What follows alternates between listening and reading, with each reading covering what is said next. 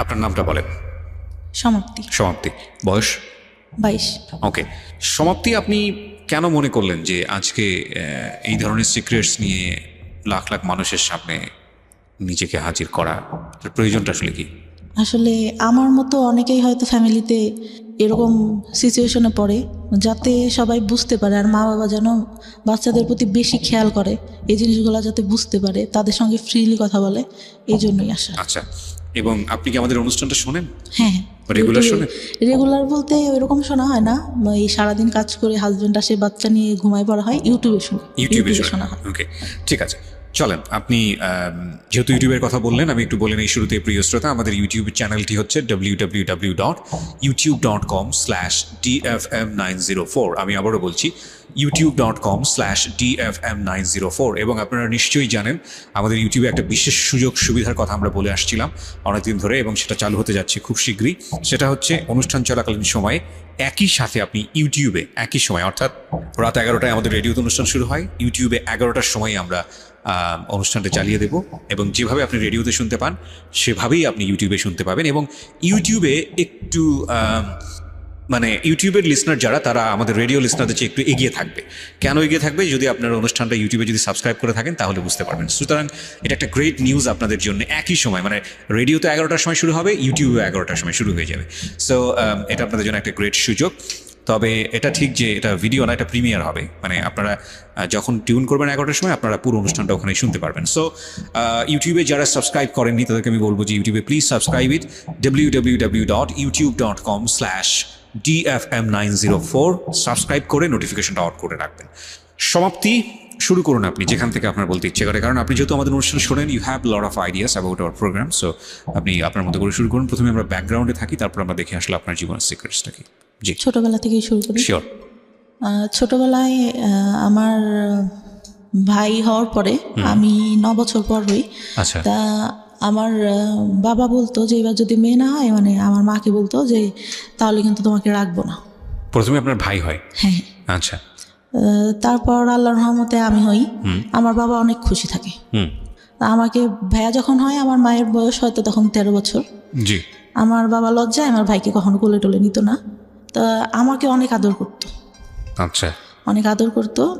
আমি ছোটবেলা থেকেই মানে গ্রামে বড় হই, তা সবাই যেরকম বলে যে সোনার চামচ মুখে দিয়ে জন্ম, ওর হচ্ছে এরকম। মানে আমার দাদার একটু সম্মান, আমার দাদা ছিল হচ্ছে প্রাইমারি স্কুলে চাকরি করতো, আর আমার দাদা মারা যাওয়ার পরে আমার বাবার মানে সব কিছু ঘাড়ে সংসারের কাজ টাজ পড়ে।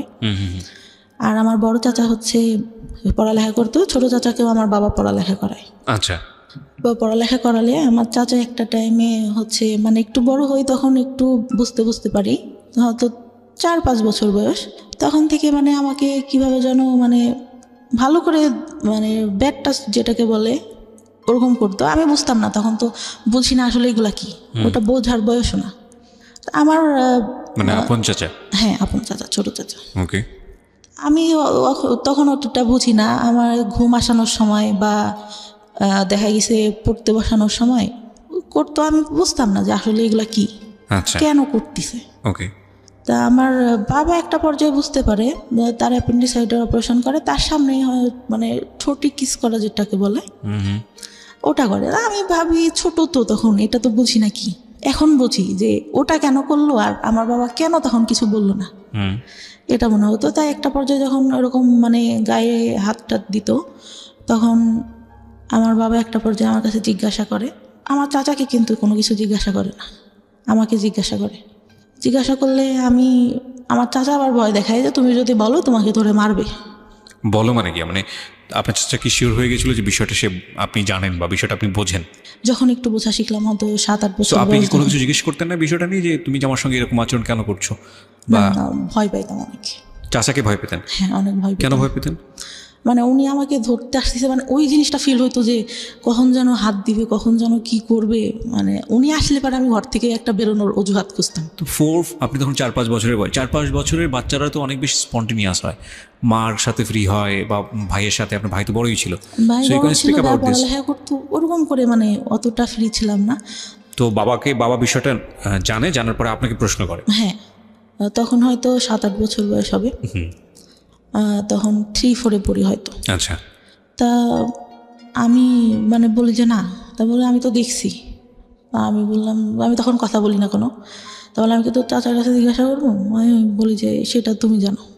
তা সে জিজ্ঞাসা করে কিনা জানি না, আমার চাচা জিজ্ঞাসা করে তুমি কি তোমার আব্বুরে কিছু বলছো? আমি তখন আমার বাবা আবার বলে যে আমি তোরা জিজ্ঞাসা করছি, তুই এটা তোর চাচার বলবি না। আমি বলি না, বলি নাই কিছু। আর আচ্ছা ঠিক আছে। রাতে ঘুমাই থাকতাম, আমার দাদির সঙ্গে শুইতাম। সে রাতে উঠে এসে আমার গায়ে মানে টাচ করতো। আপনার দাদির সঙ্গে আপনি ঘুমোতেন, চাচা এখানে থাকবে কেন? অন্য রুমে থাকতো, রাতে যখন সবাই ঘুমাই যেত তখন উঠে আসতো। তো ভয়ঙ্কর বিষয়গুলো। এবং আপনি কিছু বলতেন না? কি বলবো, কি মানে তখন তো এটা বুঝি না ভাই, শুধু টাচ করতো তো। বাট আপনার তো ভয় লাগা উচিত। মানে আমি জানি না, আমি প্রশ্নগুলো আমার আসছে বলে আমি করছি। আমি অতটুকু বয়সে যতটুকু সোরা পড়তাম, যতটুকু যার কাছ থেকে শুনছি যে এই দোয়া পড়লে রাতে কোনো খারাপ কিছু হবে না বা কোনো কিছু কেউ করতে পারবে না, আমি ওইটা পড়ে ঘুমাতাম যে হয়তো আজকে কিছু হবে না, কিন্তু সেই জিনিসটাই হতো। ওকে, আপনি বলেন। হ্যাঁ, আমার অনেক কথাই বলার আছে। আমি বহুবার বলেছি এবং আমি আবারও বলছি যে রেডিও ইন্ডাস্ট্রিতে আমি যেই সব বিষয়গুলো নিয়ে কাজ করেছি লাস্ট 10 ইয়ার্সে, তার মধ্যে এই যে চাইল্ড সেক্সুয়াল অ্যাবিউজ, এই অ্যাবিউজের উপরে যে যারা এরকম ঘটনার মুখোমুখি হয়েছেন তাদেরকে ফ্রন্টলাইনে নিয়ে এসে তাদেরকে স্পিক আউট করা, বলানো তাদের মুখ দিয়ে, এই সাহসটা আমি দুর্দান্তভাবে দেখিয়েছি। সেটার জন্য আমাকে নিয়ে অনেকেই সমালোচনাও করেন, অনেক বাজে বাজে কথাও বলেন, অনলাইনে বলেছেনও। সেগুলো দেখে আমি কান তুলিনি এই কারণে অনেকে মনে করেন যে এই ধরনের কথা রেডিওতে আসা উচিত না। অনেকে মনে করে যে এটা এক ধরনের বেহায়াপনা। অনেকে মনে করে ঘরের কথা ঘরেতেই রেখে দেওয়া উচিত। আমি মনে করি এটা একটা ঘায়ের মতো, পচা ঘা, নোংরা একটা ঘা। এই ঘাটাকে যত বেশি ঢেকে রাখা হবে, এই ঘাটা তত বেশি ছড়াবে এবং এটা একসময় ক্যান্সার হয়ে যাবে। আমাদের এখন বলার যুগ। কোনো অন্যায় হলে আমরা স্পিক আউট করি এবং আমরা মনে করি এই স্পিক আউটটা একটা সময় অন্যায়টাকে ইরেজ করে দেবে। হ্যাঁ, অবশ্যই চাইল্ড সেক্সুয়াল অ্যাবিউজ এটা সারা দুনিয়াতেই, শুধু বাংলাদেশে না, সারা দুনিয়াতেই ভয়াবহ রকমের একটা প্রবলেম। আপনি কল্পনাও করতে পারবেন না একটা শিশু কার দ্বারা শারীরিকভাবে নির্যাতনের শিকার হতে পারে। সেটা ব্লাড কানেক্টেড থেকে শুরু করে ব্লাড কানেকশনের বাইরে বিভিন্নভাবে এগুলোকে বিভিন্নভাবে আমাদের সামনে এখন নিয়ে আসা হচ্ছে মানুষকে সচেতন করার জন্য। আমি বেস্ট বাংলাদেশের এখন পর্যন্ত যতগুলো এনজিও বা বিজ্ঞাপনী সংস্থা যাই বলুন এখন যারা কাজ করেছে, তার মধ্যে একটা লাইন আমার কাছে মনে হয়েছে, আমি অনেকবার বলেছি রেডিওতে, এখনও বলছি, যে বেস্ট মনে হয়েছে এটাকে স্টপ করার জন্য। সেটা হচ্ছে শিশুকে তার শরীরের সীমানা বোঝান। শিশুকে মানুষ আদর করবে, এটাই স্বাভাবিক, কিন্তু কোনটা গুড টাচ, কোনটা ব্যাড টাচ, এবং ব্যাড টাচ হলে সেটা নিয়ে স্পিক আউট করা, ব্যাড টাচ হলে প্যারেন্টসদের কাছে গিয়ে বলা, ব্যাড টাচ হলে এমন কাউকে গিয়ে সেটা বলা যিনি অ্যাকশনে যেতে পারেন, এবং যদি সেটা না হয় তাহলে সে কোথায় যেতে পারে, এই বিষয়গুলো নিয়ে কথা বলা। এটি স্কুলে বলা প্রয়োজন, এবং নট অনলি দিস, স্কুলে শুধুমাত্র না, ফ্যামিলিতে বলা প্রয়োজন। এবং বলার জায়গা থেকে আপনি কিছু করতে চাচ্ছেন, শিওর, এবং বলার জায়গাটা থেকে আমার মনে হয় তারা একটা নির্ভরতার জায়গা ক্রিয়েট করার প্রয়োজন। সো এটা নিয়ে আমি বহুবার রেডিওতে বলেছি এবং আজকের এই স্টোরিটা হয়তো সেদিকেই যাচ্ছে। আমরা একটু ওয়েট করি, সামনের দিকে একটু আগাই, কারণ আমি জানি যে আজকের এই সমাপ্তির গল্পের মধ্য দিয়ে বাংলাদেশের অনেক মেয়ে নিজেদের শৈশব খুঁজে পাবে। আমি ডেফিনেটলি শিওর, কারণ এগুলোর উপর যারা কাজ করেন তাদের যেই পার্সেন্টেজ, মানে তারা যেসব পরিসংখ্যান আমাদের সামনে তুলে ধরে, সেটা কিন্তু রীতিমতো ভয়াবহ। আমরা নারী শিক্ষা নিয়ে কাজ করেছি, আমরা শিশুর পুষ্টি নিয়ে কাজ করেছি সরকারি তরফ থেকে, আমরা যেটা বলছি, এবং এগুলোতে আমাদের যে অর্জন সাউথ এশিয়ার মধ্যে, এটা মাইল ফলক সারা বিশ্বের কাছে, মাইল ফলক লাস্ট 10 ইয়ার্সে। এবং আমাদের এখন কাজ করা উচিত শিশুর পরিপূর্ণ মানসিক বিকাশ নিয়ে, এবং এখানে সরকারের যেরকম পৃষ্ঠপোষকতা প্রয়োজন, একইভাবে বেসরকারি পর্যায়ে যৌথভাবে কাজ করা প্রয়োজন। শিশু নারী হোক কিংবা পুরুষ হোক, মানে আমি যেটা বোঝাচ্ছি, ছেলে হোক কিংবা মেয়ে হোক, এই জায়গাটায় আমাদেরকে অবশ্যই এখন এনশিওরিটি দিতে হবে যে তার যেন একটা নিরাপত্তা বলয় থাকে। কারণ এটা যে কত ভয়ানক একটা ব্যাপার একটা শিশুর মানসিক বিকাশের জন্যে, এটা যে তাকে কোথায় নিয়ে যেতে পারে আপনি চিন্তাও করতে পারবেন না। অথচ আমরা এই বিষয়গুলো যুগের পর যুগ ধরে আমরা অ্যাভয়েড করেছি, আমরা চুপচাপ থেকেছি। আমরা যখনই স্পিক আউট হয়েছে কেউ মুখ বন্ধ করে দিয়েছি, এবং সেটা শুধু পরিবারে না, এটা মিডিয়ার ক্ষেত্রেও হয়েছে। সো এই বিষয়গুলো নিয়ে আমি অনেক বেশি লাউড ছিলাম এবং সেই জন্য অনেক ধরনের হ্যারাসমেন্টের মধ্যেও যেতে হয়েছে।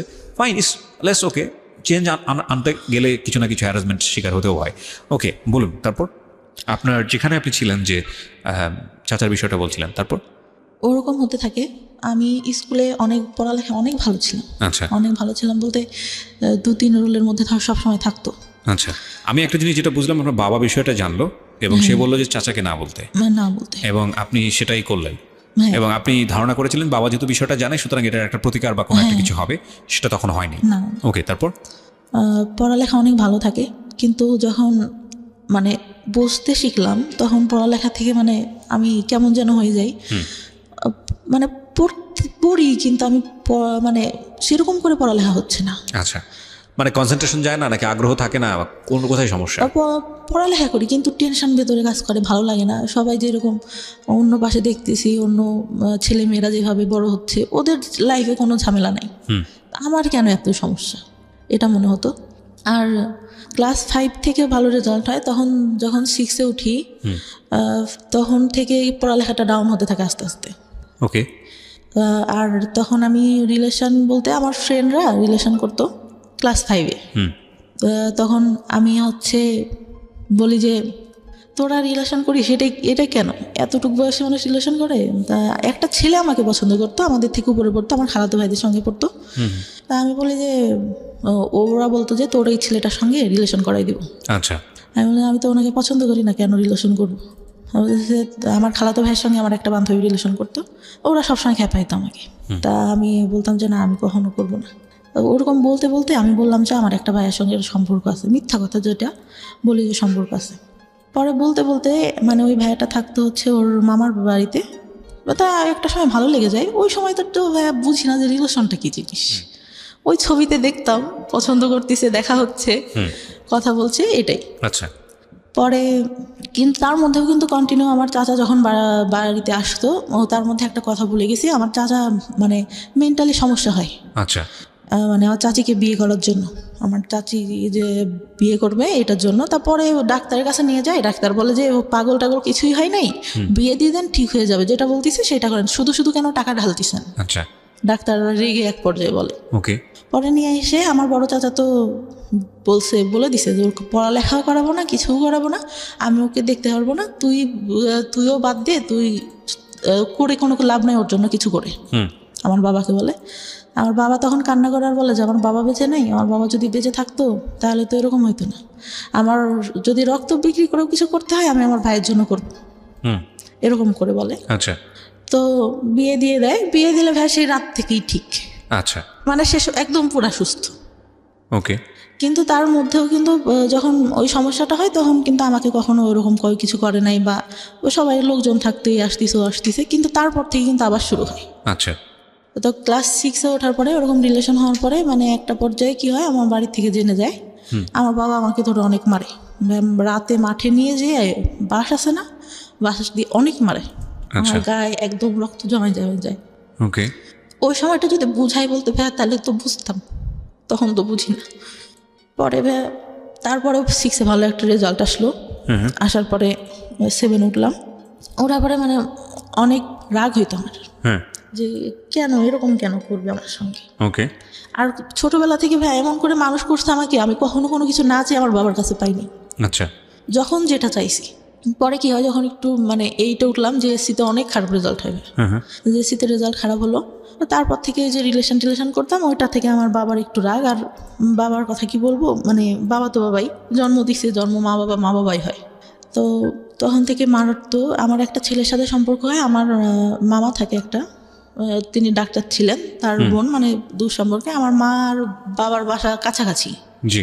ওই খালাতো ভাইটার সাথে সম্পর্ক ছিল। আমি তখন মানে ওইটা বলতে গেলে বলা যায় যে ফার্স্ট লাভ ছিল ক্লাস 9 থেকে। আচ্ছা। তো আমি অনেক মানে ওনার ইমোশনাল হয়ে যাই, ওই বয়সে যেটা হওয়ার কথা। আচ্ছা। পরে আমার বাসা থেকে জানতে পারে, আমার বাবা মেনে নেয় যে আচ্ছা ঠিক আছে, যদি তোমরা দুজন পছন্দ করো তাহলে ঠিক আছে, কিন্তু আমার মা মেনে নেয় না কখনো, মানে ছেলেটার পছন্দ করতো না, পড়ালেখা ভালো ছিল না। চাচা বাইরে পড়ালেখা করতো, ছোট চাচা, যে আমার মানে খারাপভাবে দেখতো, সে মাঝে মধ্যে আসতো যখন, আমি অনেক ভয় পাইতাম। একটা টাইমে যখন ছোট, এগুলা বলতে ভুলে গেছি, আমার ভাইয়ের SSC পরীক্ষার আগে আমরা মানে টাউনে যেয়ে বাসা নেয় আমার মা, আমার ছোট চাচি তখন বিয়ে হয়। তখন মানে ভাইয়া পড়ালেখাতে একটু ডাউন ছিল, মানে ওর মেধাটা তো ভালো ছিল না। আচ্ছা।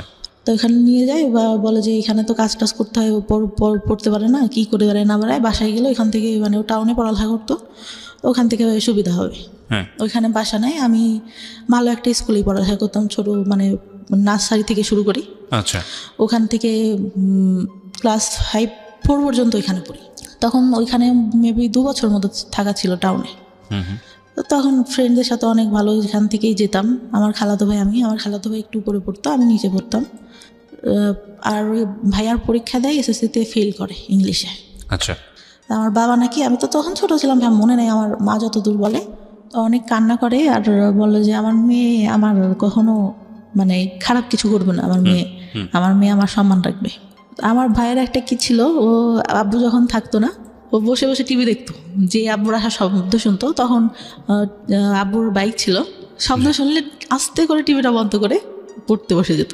আচ্ছা তা আমার পড়ালেখা মোটামুটি ভালো ছিল, সবসময় 2-3-এর মধ্যে থাকতো রোলটা।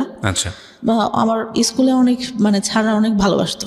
আর ছোটোবেলায় আমাকে নাকি বলতো যে, তখন বিএনপি সরকার, বলতো যে খালেদা জিয়ার নাতনি আছে না, ওকে ওর মতো লাগে। একটা স্যার তো খুব আদর করতো আমাকে, ওভাবে মানে খুব ভালোবাসতো সবাই। আমার বান্ধবীদের মধ্যে সবাই বলতো যে অনেক সুন্দর দেখতো। আচ্ছা বান্ধবীরাও অনেক মানে সবসময় ফার্স্ট বেঞ্চে বসা, সবার সাথে মজা করা। বড় ওই আস্তে আস্তে কিন্তু ওই যে চাচা যে ওইটা করতো, ওটা তো আর কারোর সঙ্গে আমি বলতে পারি না। জি ওটা তো ভেতরেই থেকে যায়, খুব খারাপ লাগে। পরে যখন ওই ভাইয়া ফেল করার পরে বাসা ছেড়ে দিয়ে আবার বাড়িতে যখন আসলো, তখন আবার ওইটা বেড়ে গেল। আচ্ছা বলতে পরে যে বাবা একটা টাইমে দেখতে পারে, কিন্তু আমার বাবা কিন্তু একটা বার আমার চাচার কাছে জিজ্ঞাসা করে নাই যে ও তো তোর মেয়ের মতো, তুই কেন এগুলো করিস। সে তো তাকে বলবে, আমি তো ছোট, আমি তখন ভাই বুঝি না, আমাকে এটা জিজ্ঞাসা করে আর আমাকে নিষেধ করলে বা আমি কি করতাম। আমি যে রুমে থাকতাম, তার পাশের রুমে আমার চাচা থাকতো, আমার চাচি তার কাছে আসে শুয়ে, কিন্তু সে রাতে ঘুমাই গেলে উঠে ঠিক আমার এখানে আসবে। ভাইয়া অনেক কান্না করতাম, বিশ্বাস করবেন না। আর চুল টানতাম, হাতে কাটতাম, করতাম, খুব যখন খারাপ লাগতো নিজের গায়ে নিজে খামচাতো, অনেক কষ্ট হইতো। আর তখন পড়ালেখা মানে অঙ্কটা আমি খুব খারাপ পারতাম, অঙ্কটা ভালো হতো না। আমার চাচা পড়াইতে বসানোর মধ্যে আমার মা তো ভাবতেছে যে মনে হয় পড়াচ্ছি, পড়তে বসায় ভাইয়া মানে সবসময় হাত গায়ে দিতেই থাকতো। আপনার চাচা? জি। পড়ার পরে চাচার পড়ালেখা শেষ হয়, তখন আমি ক্লাস 5-এ। আমার চাচার পড়ালেখা শেষ হয়ে উনি একটা জব পাই টাউনে, আমরা যেখানে থাকতাম সেখানে, সরকারি ইয়াতেই। তো দিলে ওটা বেতন বেশি ছিল না। চাচার সঙ্গে আমার আবার গার্লস স্কুলে ভর্তি করে দেয়। ওই সময় যে বললাম না একটা ছেলের সাথে সম্পর্ক, এটা জানার পর আমার গার্লস স্কুলে দিয়ে দেয়। জি। গার্লস স্কুলে দিয়ে দিলে ওই ছেলেটার সঙ্গে আমি আর পরে কথাটা তো বলি না, নিজের থেকেই বাদ দিয়ে দিই যে মারতেছে আমাকে ধরে, মার খাবো আর কি পড়ালেখা হচ্ছে না, বাদ দিয়ে দিলাম। পরে 6-এ ওইখানে আমার চাচাই সঙ্গে করে নিয়ে যেত। আচ্ছা। নিয়ে যেত স্কুল শেষে খালার বাসায় আসতাম, আমার খালার বাসা ওইখানে ছিল। আসলে দেখা যেত আমার চাচার অফিস বিকালে শেষ হইতো, যাইতে দেখা গেছে বাড়ি যাইতে তখন ইটের রাস্তা ছিল, দেখা গেছে যে 20-25 মিনিট লেগে যেত আমার বাড়ি যেতে। অন্ধকার হয়ে গেলে ভাই সে গাড়িতে বসে দেখা যাচ্ছে আমার গায়ে হাত দিচ্ছে।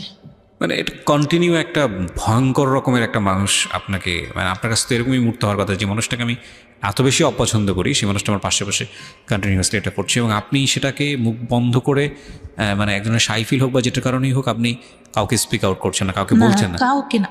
আচ্ছা। কাউকে না। ক্লাস 9 থেকে এটা অনেকের মানে কিছু কেউ জানে, তার আগ পর্যন্ত আমি কাউকে কিছু বলিনি, কাউকে না। পরে ওইভাবে যেতে থাকলাম, একটা বছর গার্লস স্কুলে পড়া হয় আমার চাচা। তারপর ওইখান থেকে চাকরিটা ছেড়ে দিয়ে, মানে বেতন কম ছিল দেখে সুগার মিলে চাকরি নেয়, তখন সে ওইখানে চলে যায়। আচ্ছা। পরে ওইখানে গিয়ে আমার চাচিকেও নিয়ে যায়। পরে তো ওইখান থেকে ভাইয়া বাঁচলাম। আচ্ছা। মনে হলো যে না, কিন্তু আমি যে রিলেশন করতাম আমার মনে হইতো যে ভাইয়া আমি এখান থেকে বেরোতে পারলে বাঁচি, এই ছেলেটার সঙ্গে রিলেশন করতেছি, ও যদি আমাকে নিয়ে যায় আমার তো এখানে থাকতে হবে না। সবসময় এটা মনে হতো যে আমি এই ফ্যামিলিতে কেন থাকবো। আচ্ছা। আর আমি ভাবতাম যে এরকম ফ্যামিলি মানুষের হয়, আরও তো আশেপাশে আমার বান্ধবীরা আছে, ওরাও তো কত ভালো, কতই, খুব খারাপ লাগতো। আর একটা আমার বাবা ছোটোবেলায় স্কুলে যাইতাম, ফার্স্টে হয়তো দিত, তখন 2 টাকা 5 টাকা অনেক কিছু পাওয়া যাইতো ভাইয়া। তাই কি হয়, আমার বান্ধবীরা একটু ভালো ফ্যামিলি ছিল, আমার বাবা মানে আমাদেরও ভালো ফ্যামিলি, কিন্তু আব্বু ওইভাবে টাকা টাকা দিতে চাইতো না। আমি কি করি, আব্বুর পকেট থেকে টাকা নিই, মনে হয় 6 টাকা না কয় টাকা, সেটা নিয়ে আমার আব্বু মানে দেখে ঘুমের ঘরে, আমার ছোট খালাকে বলে। তা আমি সেদিন অনেক কান্না করি, স্কুলে যাই না, যে আমি তো বেশি টাকা নিয়ে নেই, আর আমার হয়তো এটা ভুল ছিল ভাই। আর ওরা যখন ইয়া করতো না, মানে সবাই খাচ্ছে এটা ওইটা, আমি তো নিতে পারতেছি না, ওইটা অনেক খারাপ লাগতো। কিন্তু টিফিন দিয়ে দিত, টিফিনের পরেও যে দোকান টোকান আসতো সবাই নিত, খারাপ লাগতো অনেক।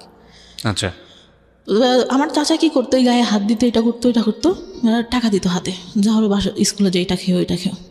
তা আমার মনে হতো যে কী রে, উনি এরকম করেন, আমার হাতে টাকা দেয় কেন, আমি তোমার কাছে টাকা চাই নাকি, এরকম মনে হইতো।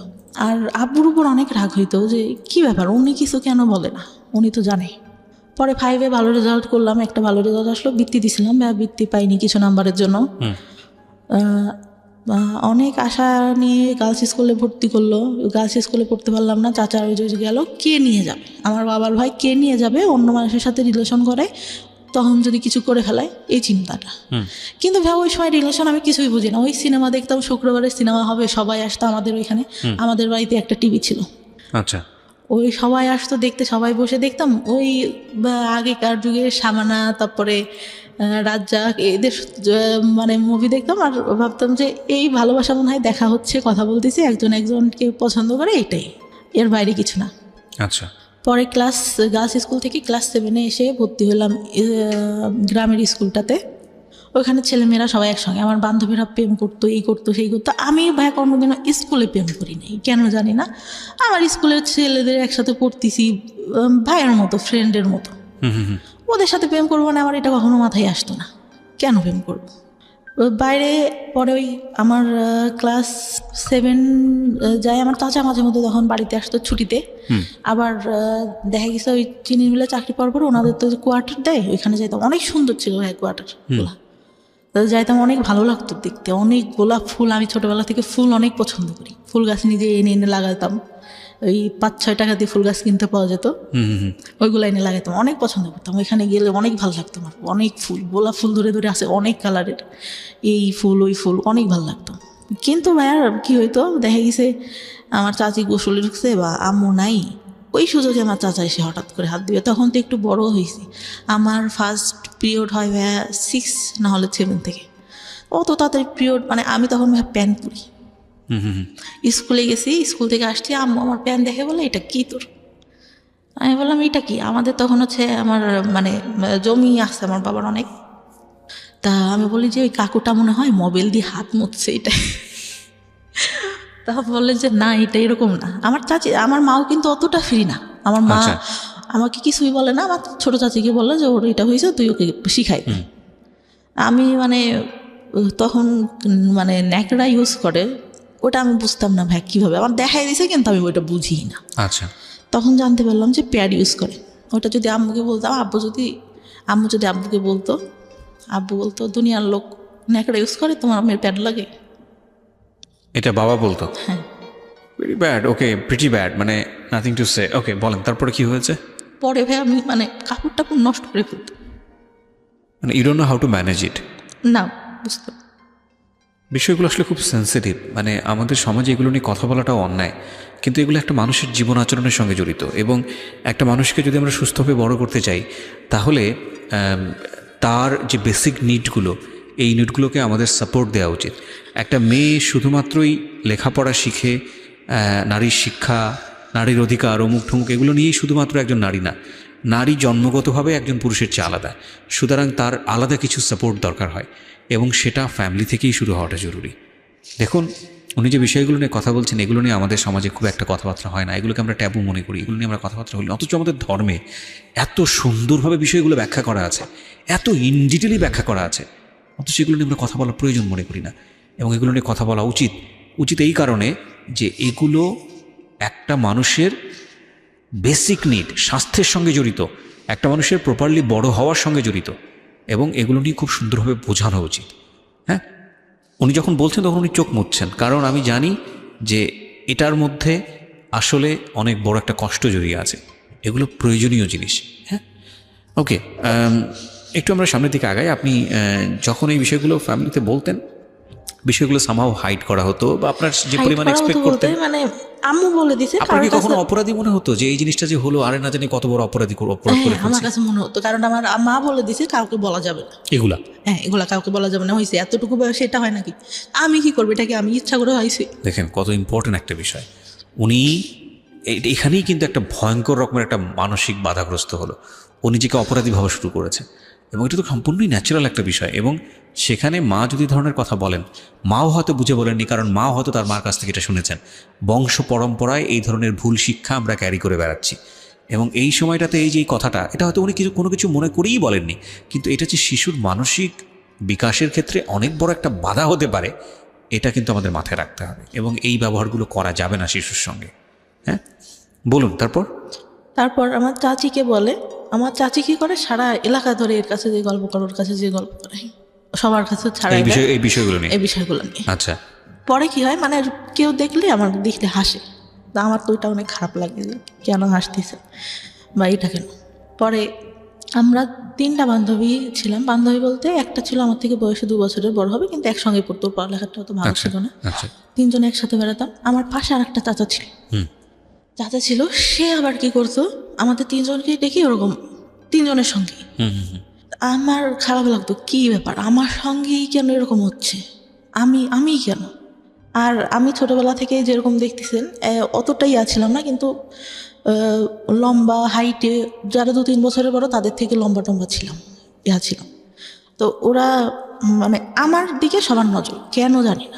আর মানে সবাই বলে যে বড় হওয়ার পরে যতটুকু জানছি, আমার ওই যে বললাম শেষে লাস্ট যে বয়ফ্রেন্ডের সাথে সম্পর্ক ছিল, আমাদের গোষ্ঠী আর ওদের গোষ্ঠী আলাদা, একই এলাকাতে। ওরা বলা বলি করতো যে তোমাদের গোষ্ঠীর মানে লোকদের ইয়াটাই খারাপ, সবাই একই রকম। মানে এটা সত্যি কথা ভাই, প্রত্যেকটা লোক মানে যতদূর জানি, এখন যতদূর জানছি, পাশের একটা চাচা, আমার দাদারা ছিল 3 ভাই, তার ছেলে, বড় দাদার যে ছেলেগুলা, ঠিক আছে, এগুলো বলা বলি করতে হবে, আপনি এত ইনডিটেইলি জানেন না, হয়তো বিষয়গুলো নিয়ে আমরা খুবই আসলে বলতে পারবো না। হ্যাঁ, খারাপ ছিল, মানে যাই হোক আপনাদের সবাই এই সম্পর্কে আর লোকজন আজে বাজে কথা বলতো, এটুকুই এনাফ। ওকে, তারপর? মানে বলতো গোষ্ঠীটাই ভালো না, গোষ্ঠীর লোকজনই ভালো না, এরকম বলতো। তারপর ওরকম হওয়ার পরে আমার যখন ওইরকম হলো, পরে আমি তো খেললে ওই যদি চাচাকে দেখতাম, ভয় দিতে ওইখান থেকে সরে যেতাম। আচ্ছা, যে কি করবে, আবার ডাকবে কিনা। আচ্ছা। সবাই গাছ উঠতে পারতো, আমি গাছ উঠতে পারতাম না, আমার খুব আফসোস লাগতো। ছোট একটা গাছ ছিল, এটা উঠতে পারতাম, তাছাড়া উঠতে পারতাম না। জি। আর সবাই মানে আমাদের ফ্যামিলিটা যেহেতু সব ইয়ার থেকে একটু ভালো ছিল, সবাই আমাদের ওইখানে আসতো, আর আমার বাবা এইটা ওইটা কিনে দিত, খাইতাম। তা সবাই ওইটার জন্য আসতো মানে আমাকে সবাই খেলবে। আর এত বোকা ছিলাম ভাই, বিশ্বাস করবেন না, ভালো ভালোটা সবাইকে দিয়ে দিতাম, নিজে না খেয়ে। এখন পর্যন্ত এই অভ্যাসটা আছে।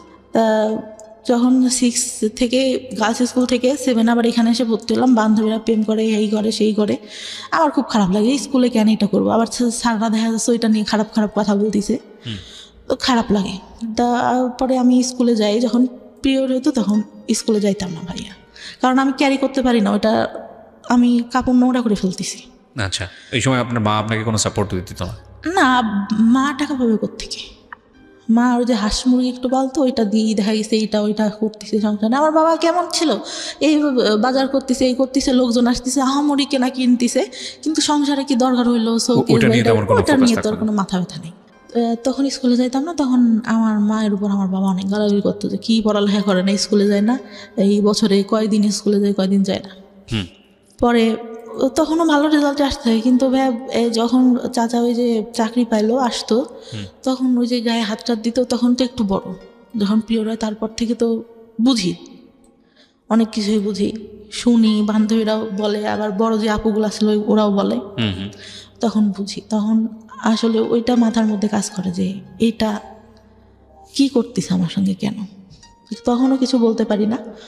8 থেকে রেজাল্ট খারাপ হলো, চাচা তো ওই যে মাঝে মধ্যে আসতো। 9-এ যখন উঠি তখন আমার ওই যে খালাতো ভাই আছে একটা, মানে চাচতো আমার বোনের ছেলে, জি, ওর সঙ্গে আমার রিলেশন হয়। রিলেশন হলে একটা পর্যায়ে মানে চলতে থাকে, আমি অনেক সিরিয়াস হয়ে যাই। তা আমি বলতাম ভাই আপনি কি সিরিয়াস, আপনি করে বলতাম তখন।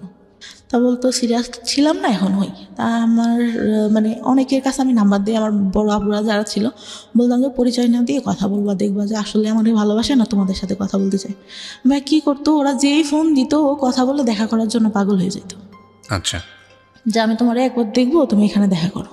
পরে বয়ফ্রেন্ডের যখন দেখলাম যে উনি আমার প্রতি সিরিয়াস না, অনেক মেয়ের সঙ্গেই কথা বলে, এর সাথে সম্পর্ক করতেছে, ওর সাথে যে ফোন দেয় তার সঙ্গেই, একটা পর্যায়ে আমি কী করলাম, নিজের থেকে বাদ দিয়ে দিলাম। হ্যাঁ, বাদ দেওয়ার পরে কিন্তু এতটা মানে করি, আমি ঘুমের ওষুধ খাইতাম, আমার ঘুম আসতো না, ঘুমের ওষুধ খাইতাম আর খুব খারাপ লাগতো। তার মধ্যে আবার যে মা যখন চাচা আসতো, তা কী হয়, একটা বার আমার মা বলে যে তুই ওর সাথে সম্পর্ক করিস, আমি তো বলছি যে তুই ওর সাথে কথা বলার দরকার নেই। আমার দাদির ফোন ছিল, দাদির ফোন দিয়ে কথা বলতাম। পরে আমি কি করি বলো, যে তোর বাবার কাছে বলবো। বাবা তো জানতো, কিন্তু মানে কি বলবে, আমি অনেক ভয় পেয়ে যাই। আচ্ছা, ভয় পেয়ে যায় যে আমার চাচা এরকম এইটাই তো কিছু বলে না, আবার এইটা নিয়ে দেখা গেলো কি বলবে। আমার মায়ের আবার একটা সমস্যা ছিল, কিছু হইলে আমার বাবাকে বলতো। আচ্ছা। আমি একবারে 40টা ঘুমের ওষুধ খাই ওই ক্লাস 9-এ থাকা অবস্থায়? ক্লাস 9-এ থাকা অবস্থায়। মানে কি আপনার প্ল্যান ছিল যে আপনি সুইসাইড করবেন? সুইসাইড করবো। ওকে। খেলে তখন মানে আমার পরীক্ষা তার 3 দিন পর, 2 দিন পর, আচ্ছা, ক্লাস 9-এর। পরে আমি মানে দরজাটা যে লাগাবো, আমার এটা মনে নেই, আমি বিছানার উপর দিয়ে শুয়েছি, আমি মানে ঘুমাই গেছি নাকি আমি জানি না, কিছু বলতে পারি না। পরে নাকি যতদূর শুনছি, আমার যতদূর, আমাদের এই কাজের ছেলেটা আম্মু যতদূর বলছে, আর বাবা উঠাই নিয়ে আসে। শুধু আমার মনে আছে আমার বাবা আমাকে মারছে, এতটুকু মনে আছে, যে অনেকগুলা থাপ্পড় মারে আমার মুখে। ওকে। মানে ঘুমের মধ্যে আমার শুধু অতটুকুই স্মরণ আছে। আমি নাকি অনেক বমি করি ভাইয়া, আচ্ছা, বমি করি। আমার 4-5 দিন পর্যন্ত কোনো ছিল না, আমি জামাটা চেঞ্জ করবো এটাও করতে পারতাম না। গোসল খাওয়া সব আম্মা দাদি ধরে করাইতো। পরে আমার বয়ফ্রেন্ডটার সাথে হয়ে যাওয়ার পর ক্লাস 10-এ যখন উঠলাম, আমি 9 থেকে অঙ্কে অনেক খারাপ রেজাল্ট করি। অঙ্কে মানে টেনে মনে হয় 34 না কত পেয়ে পাশ করি। আমার বান্ধবীরা অনেক হাসাহাসি করতো, আর আমার যে বয়ফ্রেন্ডটার সাথে সম্পর্ক ছিল ওরা জানতো। আরও ওই মাঝে কথা বলতাম, অনেক ছেলে ঘুরতো ভাইয়া, আর ওই ঘুমের ওষুধ খাইতাম, মানে প্রাইভেট পড়তে যেতাম, কেমন অ্যাবনর্মাল টাইপের হয়ে গেছিলাম আমি। পড়াচ্ছি মানে আমার কোনো খেয়াল নেই। স্যার বলতো যে কী ব্যাপার, তুমি খেয়াল করো না কেন, দেখলে তো পারো, অনেক ভালো পারো, দেখো না কেন। স্যার বলেন আমি বাসায় যেয়ে দেখবো। স্যারটা অনেক আদর করতো। তা ওইভাবেই পড়ে অঙ্ক ভালো পারতাম না, হাসাহাসি করতে। আর ওই যে ছেলেগুলো প্রপোজ করতো ভাইয়া, ওরা কি মানে এরকম ছিল, কিছু না করলেও ভাইয়া কেন ছেলে মানুষ এরকম আমি জানি না, বলতো যে সব করছি, ওই মেয়েরা তো আমি সব করছি। আচ্ছা, ওকে। একটা ফুফাতো ভাই এরকম বলে, ওইটা আমি পরে আসি। তা ওইখান থেকে ক্লাস 9-এ ওরা হাসাহাসি করতো। তা আমার এত খারাপ লাগে যে কি আমি অঙ্ক ভালো পারি না। আমি স্যার, হিন্দু ছিল স্যারটা, আমার জীবনে আমি এত ভালো মানুষ দেখিনি। আমার ধর্মের না, যেহেতু আমি ইসলাম ধর্মের, আমার স্যার ছিল হিন্দু ধর্মের। একটু উনি প্রাইমারি স্কুলে চাকরি করতো। স্যারের কাছে বললাম, স্যার আমি তো অঙ্ক ভালো পারি না, আমাকে একটু যদি ভালো করে পড়াইতেন। তা বলে যে আচ্ছা ঠিক আছে, তুমি পাশে এসে বসবা, পার্টিতে বসাইতো, যে পাশে এসে বসবা, আমি তোমাকে, ওরা যা করে তার থেকে আমি উৎপাদক ভালো পারতাম না। আমি বললাম, স্যার উৎপাদকটা আমার একদম বাদ দিয়ে দেন, আমি এটা বুঝি না, একটা করলে আর একটা করতে হবে। এই দেখা গেছে আমার একটা কমন পড়ছে আর একটা কমন পড়তেছে না, তখন কি করবো? পরে স্যার এরকম করে আমাকে অঙ্ক করায়, আমি এসএসসিতে অঙ্কে আমার প্লাস আসে, আর কোনো কিছুতেই প্লাস আসে না। আচ্ছা। তার মধ্যে যে চাচা এসে অঙ্ক করতে দিত, অঙ্ক ভালো পারতাম না, পড়তে বসাইছে, যে কয়দিন আসতো উনি আমাকে পড়তে বসাবে, আর ওই যে ইন্টেনশনালি গায়ে হাত দিয়ে যাচ্ছে। এই অঙ্কের টিচার? না, আমার চাচা। ওকে। ওই যে আসতো মাঝে মধ্যে বাড়িতে, জি। অঙ্ক না পারলেই দেখা গেছে রাগারাগি করতেছে, আমি অনেক কাঁদতাম, আমি কিছু বলতাম না, অনেক কাঁদতাম। না, আমি বলতো তুই পড়িস না কেন, এই জন্য তো তোকে রাগ করে। আম্মু তো তখন কিছু জানে না। আমার তার মধ্যে আমার ছোট চাচার একটা বাচ্চা হয়, আমার ভাইটাকে আমি অনেক আদর করতাম, অনেক ভালো লাগতো। কি হয়তো আমার ভাইটাকে করলে দিতে যে উনি আমার গায়ে হাত দিত। Very bad. আমার মনে হতো আমি মারা যাবো, আমি এই সংসারে কেন, এর থেকে যদি একটা গরিব ঘরেও জন্ম হইতো তাহলে মনে হয় এর থেকে মানুষ ভালো থাকে। কোন ক্লাসের ঘটনা এটা? আপনি যে ক্লাসের কথা বলছেন, যে ক্লাসে আপনার অঙ্ক করাচ্ছে? 9-এ। তখন পর্যন্ত আপনি মার সঙ্গে কেন বলছেন না এগুলো? আমি তখনও ভাইয়া যে মাকে বলতে হবে এটা কিভাবে নিবে, সে আমাকে বলে দিছে যে এইগুলা কাউকে, পিরিয়ডের কথাই বলে দিছে, কাউকে বলতে হয় না। এইটা বললে কি বলবে? ওকে। এটা বললে কি বলবে? তার মধ্যে কি আমার চাচাদের জমি জাতি নিয়ে অনেক মানে একটু ঝামেলা হয়। আমার ছোটো চাচাটাই সবসময় বেশিরভাগ ঝামেলা করে। বড় চাচাটা অনেক ভালো, উনি BCS ক্যাডার, প্রভাষক, এখন অনেক ভালো মানে চাচা ছোটোবেলা থেকে অনেক ঈদে প্রত্যেকবার জামা কিনে দেবে, আর আমাকে বলতো আমার হলুদ পরি। আমাকে ছোটো বড় চাচা বলতো, আমার বড় চাচা। বড় চাচা, আচ্ছা। অনেক আদর করতো। আমি চিন্তা করতাম চলে যাব, কিন্তু তখন চিন্তা করতাম যে আমার ভাই, আমার সবাই অনেক ভালোবাসে, আমি চলে গেলে তো মানুষের মন থাকবে না। আর নাম ডাক আছে যেহেতু ফ্যামিলির একটা। এসএসসি পরীক্ষার আগে আমি সম্পূর্ণ সবার সঙ্গে কথা বলা বন্ধ করে দিই, যে আমার এমনিতে অঙ্কেটে ভালো পারি না, আমি কারোর সঙ্গে কথা টথা বলবো না, আমি পরীক্ষাটা ভালো মতো দিই। তো পরীক্ষাটা দিই, পরীক্ষা দেওয়ার পরে আসলো এই কোনো রকমে মানে পাশ করলাম, ভালোই মোটামুটি একটা রেজাল্ট আসলো। আসার পরে আমি মানে বাইরে ভর্তি হওয়ার ইচ্ছা আমার অনেক। তা টাউনে সরকারি মহিলা কলেজে আমার সব মানে ইয়াটিয়া দিলাম, চান্স হইলো ওইখানে, কিন্তু আমার আব্বা ভর্তি করলো না। কেন করলো না? যে ওই ছেলের সঙ্গে সম্পর্ক আছে, যদি ওইখানে যেয়ে দেখা টেকা করে, এই জন্য। হয়তো তো তার জায়গা থেকে এটা ঠিক ছিল, কারণ আমি করবো না এর গ্যারান্টি কি আমার, আমি নিজের থেকেই বলতেছি। পরে ভর্তি করলো না, ওইখানে একটা স্কুল কলেজে ভর্তি করলো। এমনিতে মানে আমাদের এখান থেকে একটু টাউনে যে কলেজটা ছিল, যেতে 30 মিনিট মতো লাগতো। ওইখানে আমার বাবার যে ফ্রেন্ডের ছেলেটা আবার ওইখানে কলেজে কীভাবে যেন খোঁজ পায় আমাকে, মানে ওই ছেলেটার আবার কী হয় বলতে ভুলে গেছি। আমার এসএসসি পরীক্ষার পর আমার ফুপুর বাসায় আমি বেড়াইতে যাই। আচ্ছা।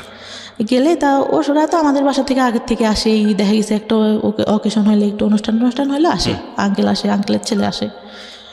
তা আসলে পরে ওরা বলে যে জানো আমাদের সঙ্গে পরে ওই আপুটার সঙ্গে এই ভাইয়াটার সম্পর্ক আছে। আমি কী বলিস? ও তো আমার দিকে একটু এরকম তাকায়, আমি তো বুঝি। আমার ফুফাতো ভাইদের বলে যে না, সত্যি কথা, অনেক ভালো সম্পর্ক, আর ওরা অনেক ভালোবাসে ওই আপুটাকে, আপু অনেক ভালোবাসে। আমি বলছি আচ্ছা, আজকের দিনের মধ্যে যদি আমি ওর সাথে সম্পর্ক করে দেখাইতে পারি, একটা বাজাবাজি ধরনেরই। তারপরে আর কি করি, আমার ফুফাতো ভাই ফোন দেয়, আমি ওর সঙ্গে কথা বলি। কথা বললে ঠিক সন্ধ্যার সময় ফোন দিছে, আচ্ছা আমি তোমাকে একটা কথা বলতে চাই সমাপ্তি, তুমি কি আমার কথা যদি হ্যাঁ হয় হ্যাঁ বলবা, নাহলে পরে না বলবা। আমি বলছি জি বলেন। বলতেছে তুমি কি আমাকে লাইক করো? আমি বলছি যে দেখি, চিন্তা করে দেখি। তার রেগে কেটে দেয় না। আমি আবার ফোন দিয়ে ওদেরকে ডেকে শোনালাম যে দেখ কী বলে, যে ওই ছেলে মেয়ের সাথে নাকি সম্পর্ক, তাই লেগে। পরে বলতেছে যে, আমি বলতেছি হ্যাঁ পছন্দ করি। আপনি?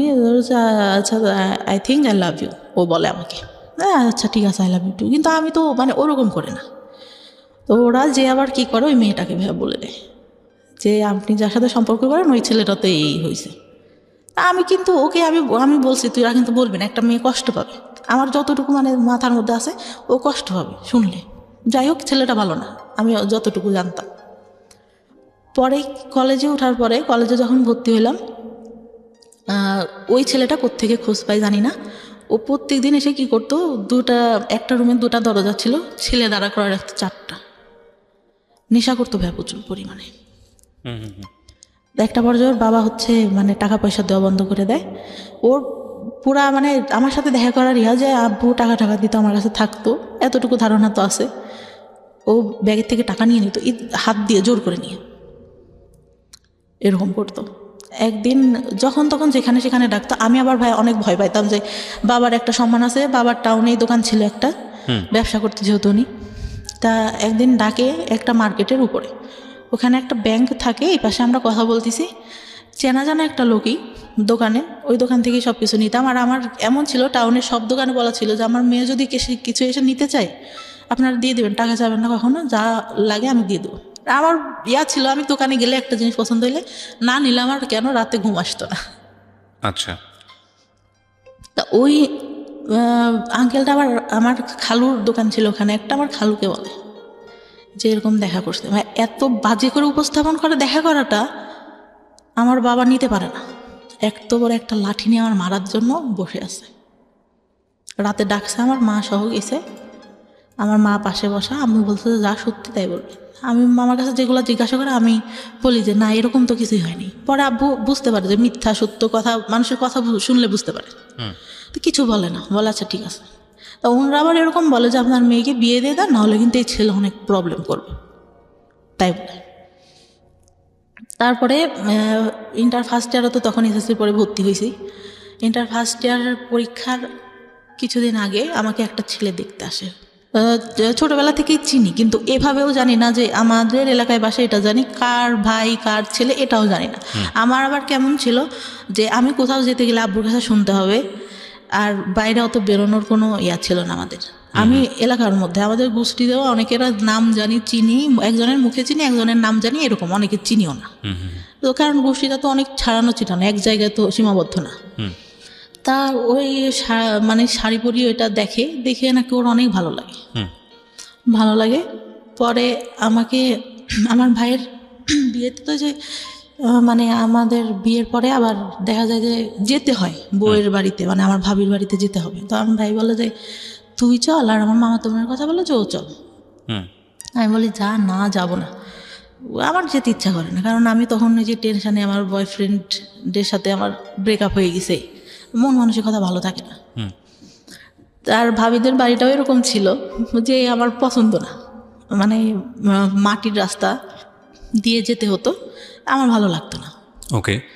তা বলছে যে আচ্ছা চল আজকে যাই, কালকে চলে আসবো। তা আমি আবার তখন একটা গোপনে ফোন ব্যবহার করতাম, ওটা বাসায় রেখে যাই। আসার পরে 16 তারিখে যাই মার্চের, 18 তারিখে ব্যাক করি। ওকে।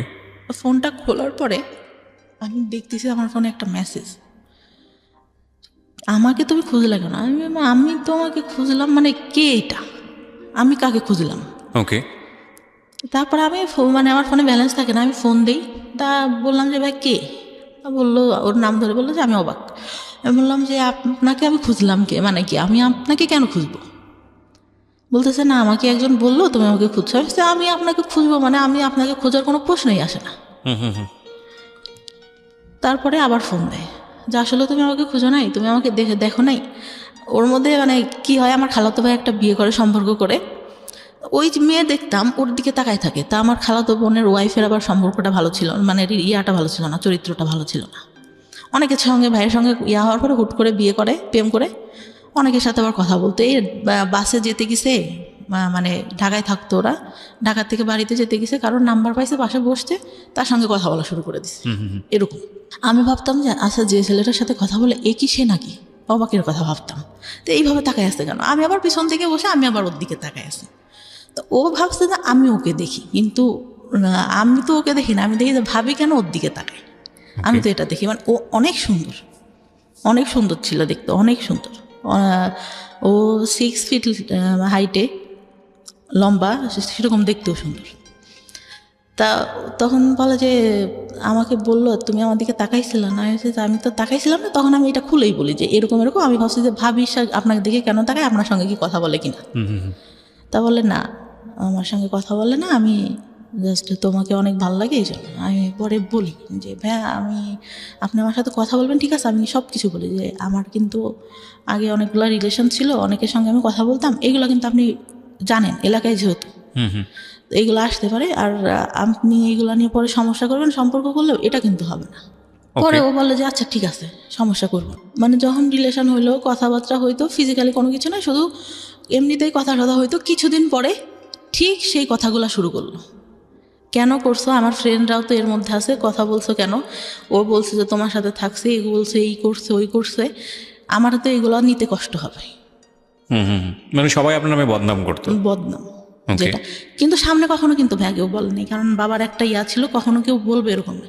কিন্তু গেলে পারে এই মেয়েটা ভালো না, এই মেয়ের চরিত্র ভালো না। ওকে। পরে এরকম বলতো। তারপর আমি ওর কাছে বিশ্বাস করবো না, সব ঘটনা বলি, সব আমার ছোটবেলা থেকে কি হয় না হয় আমি সব কিছু বলি।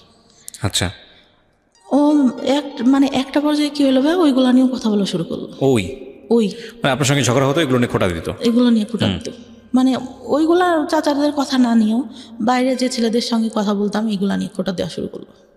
আমি তখন অনেক কাঁদতাম যে তোমারে তো আমি সব বলছি, দুনিয়ার কেউ কিছু জানুক না জানুক তুমি তো জানো, তাহলে কেন এইগুলা বলো? আর তুমি যদি আমার লাইফে আগে আসতো তাহলে তো আমি এগুলা করতাম না। আমি তো তোমাকে ভালো করে চিনতাম না, স্কুলে গেছি, একটু দেখছি, এই যা তুমি আগে বলতো আমার সাথে রিলেশন করবা, তুমি তো অনেক আলোচনা, কারণ আমি তো ছোট, তুমি তো আমার থেকে বড় হবা। পরে ভাই আমার ফার্স্ট বিয়ের ইয়াটা আসে, হুট করেই আমাকে বিয়ে দিয়ে দেয়। আমার কাছে জিজ্ঞাসাও করে না যে আমি পছন্দ করি কিনা। কিভাবে হয় বিয়েটা? আমাদের এখানে কোন ক্লাসে তখন আপনি? Inter first year. ওকে। আমার তখন ভাই বিয়ের বয়সটাও হয়নি। হুম। মানে আমার মাকে এসে একজন বলতো যে মানে সে হচ্ছে মুরগি দিয়ে যেত আমাদের বাসায়। হুম। বলে যে আপনার মেয়েটা তো অনেক সুন্দর, ছেলেটা অনেক সুন্দর, বাইং হাউসে চাকরি করে, তা আপনার মেয়েকে বিয়ে দিয়ে দিই। তা আমি বলে যে খোঁজ খবর না নিয়ে আর আমি এগুলো জানি না, ওর বাবা শুনলে রাগ করবে। তা আব্বুকে বলে, আম্মু হয়তো কোনোভাবে কনভিন্স করে বললে আম্মু আমার ভাইয়াকে পাঠায়। ভাইয়ারা ঈদের মধ্যে মানে বিয়ের পরে ঈদ ভাইয়া বাসাতেই থাকে, ভাইয়া চাকরি একটা করতো সেটা আবার ছেড়ে দেয়। পরে ভাইয়া যায়, যে কি করে ওকে বলে যে আশেপাশ থেকে খোঁজ নিতে, ও কী করে ওই বাসায় ঢুকে যায়। পরে ছেলের ছোটো ভাইয়ের কাছ থেকে সব কিছু দেখে, তাদের বাড়ি টাড়ি দেখে অনেক মানে টাইস করা ইয়া করা, ফুল ওয়াল উপরে টিন শিট, তার মধ্যে টাইস করা ইয়াটিয়াও অনেক ভালো, ভাইয়া পছন্দ করে। তখন ছেলে আসে দেখতে, তার একদিন না দুদিন পরে। ভাই আমি তো ছেলে মানুষকে তাকায় দেখবো, লজ্জার একটা ব্যাপার। আমাকে শাড়ি টাড়ি পরানো হয়, তা আমি তাকাই না কখনো। উনি আমার কাছে জিজ্ঞাসা করে ঠিকানা এইগুলা নর্মালি যেগুলা জিজ্ঞাসা করে, বা চুল দেখাবে সেই এইসব কিন্তু কিছু বলে না। এমনি নাম টাম জিজ্ঞাসা করলো, ইয়া করলো, অনেক পছন্দ হয়েছে। পছন্দ হইলে মানে আমার মায়েরও অনেক পছন্দ, বাবারও অনেক পছন্দ ছেলেকে দেখে। কিন্তু ছেলেটা ভাই আমার থেকে মনে হয় 17-18 বছরের বড় হবে। ওকে। 17-18 বছরের বড় হবে। তখন তারা কি করলো যে বিয়ে করবে। তা আব্বু বলে যে আচ্ছা বিয়ে না, আমার এক টাইমে আমি অনেক বড় করে অনুষ্ঠান করব, আমরা এমনিতে শুধু কাবিন রেজিস্ট্রেশন করে রাখি। রেজিস্ট্রি করা হয়, কবুল টবুল বলা হয় না। ওই ছেলেদের তখন রাতে ওইখান থেকে চলে যায়। আমি অনেক কান্না করি ভাই, আমি তখন বলতে পারি না যে এই ছেলের সাথে আমার সম্পর্ক আছে, আমি একে ছাড়া থাকতে পারবো না। পরে তার মধ্যেও আমার যে চাচা আসে, ছোটো চাচা আসে, ঈদে আসে, এই আসে সেই আসে, কন্টিনিউ এটা চলতে থাকে। আচ্ছা। পরে বিয়ে দেওয়ার পরে হুট করে দিয়ে দিল। আমার সবাইরে ফোন দিয়ে বললাম, আমার বড় চাচা বলে যে কী ব্যাপার, তুই বিয়ে দিলি আমাদের কাছে তো জিজ্ঞাসা করবি। পরে যাওয়ার পরে আব্বা একটা ফোন দিল, ওই কন্টিনিউ কথা হইতো ছেলেটার সঙ্গে। কথা বলার আগে অন্যই যখন চলে যায় তার পরের দিন আমার ফুপুরা আসে, সবাই আসে। আমি বললাম যে ভাই ছবিটা দেখি ছেলেটার। আমার যখন দেখাইলো, আমি শুধু ভাইকে বললাম তোরা কি করলি। মানে এটা বিয়ে হওয়ার পরে গিয়ে আপনি ছবি দেখলেন ছেলেটার? আমি তখন তাকাই দেখিনি ভাইয়া, মানে আমি লজ্জাতে কি তাকাই দেখবো। আমাকে জিজ্ঞাসা করছে, আমি মাথা নিচু করে যতটুকু বলার বলছি। ছেলেটা হাইট টাইট লম্বা টম্বা সুন্দর ছিল, কিন্তু অত বয়সের তো একটা ছাপ মুখের উপর পড়ে। তো বিয়ে হয়ে যায় এইভাবে। আমি সেদিন আমার যার সাথে সম্পর্ক ছিল ওকে ফোন দিয়ে আমি অনেক কান্না করি। ঈদের পরে ও বাড়িতেই ছিল, ঢাকায় পড়ালেখা করতো। ও শুধু বলে যে যা হবার হয়ে গেছে, এখন আমি কি করবো। আমি তো মানে আমার ভাইয়ের সাথে ওর আবার অনেক ভালো সম্পর্ক ছিল। আমি তো ভাইয়াকে ফোন দিয়েছিলাম যে ভাই কী করেন। এখন ভাইয়া তো আর আমাদের সম্পর্কের কথা জানে না, হয়তো অনেকের কাছ থেকে শুনতে পারে, তাছাড়া তার কাছে জানে না। বললো যে ওকে দেখতে আসছে, হয়তো বিয়ে হয়ে যাবে, আমি বাড়িতে। তা বলতেছে ও নাকি জিজ্ঞাসা করে আমাকে, যত দূরও বলে যে খোঁজ খবর নিছেন কি করে ছেলে, যে হ্যাঁ ভালোই। বলতেছে এরকম হুট করে কি বিয়ে দেওয়া ঠিক, ও নাকি এই কথাটা বলে আমাকে, বলে যত দূর। এখন ও বলছে কি না দেওয়া আমি সঠিক জানি না। অনেক কান্নাকাটি করলে রাতে যে কাবিন রেজিস্ট্রি হওয়ার পরে ওরা তো চলে গেল। পরে আমার সাথে কথা হইতো, কিন্তু আমি নিতে পারতাম না। পরে মানে যখন কথা টথা হইতো, উনি একটা পর্যায়ে বলে যে আচ্ছা আমাদের তো শুধু কাবিন রেজিস্ট্রি হয়েছে, তুমি ফোনে কবুল বলো, আমিও বলি, মানে আমাদের তো তাহলে বিয়ে হয়ে গেল। কে বলছে এটা? মানে আমার যার সঙ্গে কাবিন রেজিস্ট্রি হয়। আচ্ছা আচ্ছা, ওকে। আমি বলতেছি কেন বলবো, যখন কাবিন মানে কবুল বলতে হবে তখন তো বলবই, তখন তো সবাই থাকবে। ফোনে বলে শুধু কি দরকার, কাবিন রেজিস্ট্রি তো হয়েছি। তো বলতেছে বলো, তাহলে তো আমরা স্বামী স্ত্রী হয়ে গেলাম। তো উনি বলে 3 বার বলে, আমি বলি না। মানে আমার মনের মধ্যে যেন কেমন একটা লাগে যে কি ফোনে কেন বলবো, আর যদি বিয়ে না হয়, আমার কেন জানি না মনের মধ্যে বললো যে যদি না হয়। আপনি তো রেজিস্ট্রি হয়ে গেছে, কিন্তু ওই যে ইসলামিক ধর্মে যেভাবে হয় সেটা তো হয়নি। আচ্ছা। আমরা তো ধর্মে বুঝি যে মানে কাবিন রেজিস্ট্রি হলে তো বিয়ে হচ্ছে না, আমাদের কবুল বলতে হবে 3 বার। আমাদের হাদিসে যতটুকু বলা আছে। আচ্ছা। ওটা তো হয়নি, যদি না হয়। মানে আমার ওই চিন্তাটা মাথার মধ্যে। আমি তখন স্টিল আমার বয়ফ্রেন্ডে লাভ করি। পরে আমার বয়ফ্রেন্ডটা মাঝে মধ্যে ঢাকার থেকে আসতো। তারপরে একটা পর্যায়ে মানে এতটাই হয়ে যায়, ফিজিক্যাল রিলেশন হয় আমাদের মধ্যে। মানে বয়ফ্রেন্ডের সঙ্গে? হ্যাঁ, বয়ফ্রেন্ডের সঙ্গে। ওকে। বয়ফ্রেন্ডের সঙ্গে ফিজিক্যাল রিলেশন হয়, পরে মানে ও কন্টিনিউ আমার বাসায় আসতে থাকে রাতে, আসতে থাকে, এরকম হয়। পরে মানে ফিজিক্যাল রিলেশন হলে আমি মানে ফার্স্ট, তার আগে তো বলছি যে একটা বয়ফ্রেন্ডের সঙ্গে হয়। তো ওই টাইমটাতে ও বলতো যে ওই বয়ফ্রেন্ডটার কথাও জানতো যে তুমি এইগুলো করছো, আবার ওই যে বললাম যারা পিছনে ঘুরতো ওরা ওই বাজে কথা বলতো, না করলেও বলতো। তো ওইখান থেকে মানে আমার খুব খারাপ লাগতো যে কী রে, ওর সাথে আমার সব হয়ে গেল, ওরা আমি সব বলছি, তারপরে ও কেন আমাকে এগুলো বলে। পরে আমি একটা পর্যায়ে এরকম কথা বলতাম, আব্বু বলতো যে তোর বিয়ে হয়ে গেছে, ছেলে চাকরি করে, এত কথা তুই কেমনে বলিস। আব্বু তো আর জানতো না যে আমি অন্য কারোর সাথে কথা বলি, কিন্তু আব্বু হয়তো আজ করতে পারে একটু, আচ্ছা, যে আমি অন্য কারোর সাথে কথা বলতেছি। পরে আমি তো কিছু বলি না। পরে আমার ফোনে একদিন ফোন আসে, খাচ্ছিলাম, আব্বুরা বসেছিল, হঠাৎ করে আননোন নাম্বার থেকে ফোন দেখে আব্বু যে বুঝতে পারে যে এইটা তো আমার মানে যার সাথে রেজিস্ট্রি হয় তার নাম্বার না। পরে কিভাবে যেন বুঝতে পারে জানি না। পরে ওই টাইমটাতে আবার কি হয়, একটা ছেলে আমাকে অনেক পছন্দ করতো, আব্বুকে মামা মামা করতো। আচ্ছা। পছন্দ করতো বলতে মানে আমার আব্বুকে ভাঙাই খায় মানুষ বলতে যেরকম, ওরকম খাচ্ছে এখন পর্যন্ত। মানে এইটা বলতেছে, এটা বলতেছে। আমার বাবা আবার তাকে এতটাই ভালোবাসে, এতটাই বিশ্বাস করে, আমার মনে হয় আমাদের থেকে তাকে বেশি ভালোবাসে। আমি বললাম যে ভাই আপনি তো আব্বুকে বলতে পারেন। আমার যখন ইন্টার ফার্স্ট ইয়ার ভর্তি করতে নিয়ে যায় তখন উনি আমাকে বলে বাইকে। এটা কি বিয়ের পরের ঘটনা এগুলো আপনার? না, বিয়ের আগে। আচ্ছা, বলতে ভুলে গেছি। আচ্ছা। পরে উনি বলে, আমি বলি যে আপনার মামাকে বললেই তো পারেন, আপনার মামা তো আপনাকে অনেক ভালোবাসে, আমাদের তো তাহলে বিয়ে দিয়ে দেবে, আমার বলার কেস। বলছে আমি বলবো কীভাবে, তুই বল। আমি কি এতই বেহায়া যে আমি আমার বাবাকে যে বলবো যে আপনার সাথে বিয়ে দিক? আর আপনি মানে আমি এরকম করে বলি যে আমি হয়ে দেখতেছি আপনাকে এরকম। আপনার গার্লফ্রেন্ড ছিল, আমার ছোটো চাচির সঙ্গে পড়তো, ওনার গার্লফ্রেন্ডটা, আপনার গার্লফ্রেন্ড আমার ছোটো চাচির সাথে পড়ে। আমি যখন ছোট তখন থেকে দেখতেছি, আমি হয়ে আমার বুদ্ধি হওয়ার পর থেকে আপনি এরকম, আপনাকে কেন বিয়ে করবো? তো কথায় কথা বলে তুই তো তাহলে প্রেম করিস নি। আসি প্রেম করি না করে এটা কোনো কথা না, আমার মা বাবা যার সাথে দেবে তার সাথেই আমি থাকবো। পরে ভাই কী করে, বিয়েটা হওয়ার পরে উনি কী করলো, ওই ভাইয়াটাই মানে কার কাছ থেকে খোঁজ খবর নিতে জানি না, তাদের জমি জায়গা নেই, হ্যান নেই, তেন নেই, এসব বলে বিয়েটা 5 মাসের মাথায় ভেঙে দেয়। মানে আপনার যে রেজিস্ট্রি হয়েছিল সেই বিয়েটা ভেঙে দেয়। আচ্ছা। তা আব্বু ওই বয়ফ্রেন্ডটার কথা জানতে পারে এক পর্যায়ে। আমি বলি আব্বুর কাছে বিয়েটা ভাঙার আগে, তা বলে যে তাহলে বিয়েটা ভেঙে দিই, ওর সাথে তোর বিয়ে দিব, এরকম করে বলে। কিন্তু ভাইয়া কী করলো, বিয়ে ভাঙার পরে ওই ছেলের সঙ্গে আমাকে বিয়ে দেবে না, অন্য জায়গায় বিয়ে দেবে, এই ছেলের সাথেও দেবে। আচ্ছা। আমি আমার বয়ফ্রেন্ডের কাছে বললাম। বয়ফ্রেন্ড তখন কি করতো, পেশায় কি ছিল? কিছুই করে না? পড়ালেখা করতো। আচ্ছা। ইঞ্জিনিয়ারিং পড়তেছিল। তা ও বললো যে আমি তো চাকরি বাকরি করি না, আর আমার মা মেনে নেবে না, তোমার বিয়ে ভেঙে দিছে, এইটা জানলে তো আমার মা নিবেই না।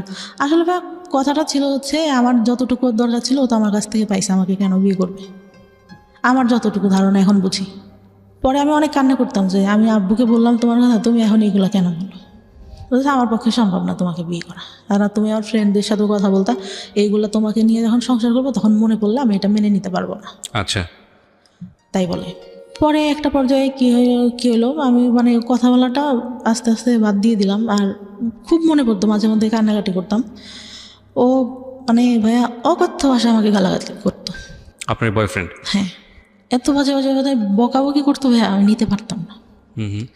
অনেক কান্নাকাটি করতাম যে আমি তো তোমার আমার জীবনের এমন কোনো ঘটনা নাই যে বলি নাই, তুমি এগুলো কেন করতেছো? এগুলোর জন্য আসলে একটা ফ্যামিলি এডুকেশন প্রয়োজন হয়।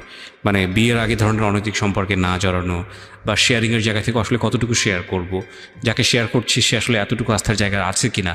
সো এগুলোর জন্য আসলে একটা ফ্যামিলি আন্ডারস্ট্যান্ডিংয়ের প্রয়োজন হয়, ফ্রেন্ডশিপের প্রয়োজন হয়, এবং একটা ফ্যামিলি এডুকেশনের আমার স্কুল প্রয়োজন হয়। জীবনে ভাইয়া একটা বান্ধবী ছিল অনেক ভালো, ও ক্লাস 4 থেকে চলে যায়, তারপর থেকে আমার কোনো ভালো বান্ধবী জীবনে আসেনি। রাইট। আপনি যে ভুলগুলো করেছেন আসলে ভুল করতে করতে শিখেছেন, তার আগে আপনি না, যে কেউ বলবে বুঝাবে এরকম কেউ ছিল না। রাইট। তো তারপরে কি হলো?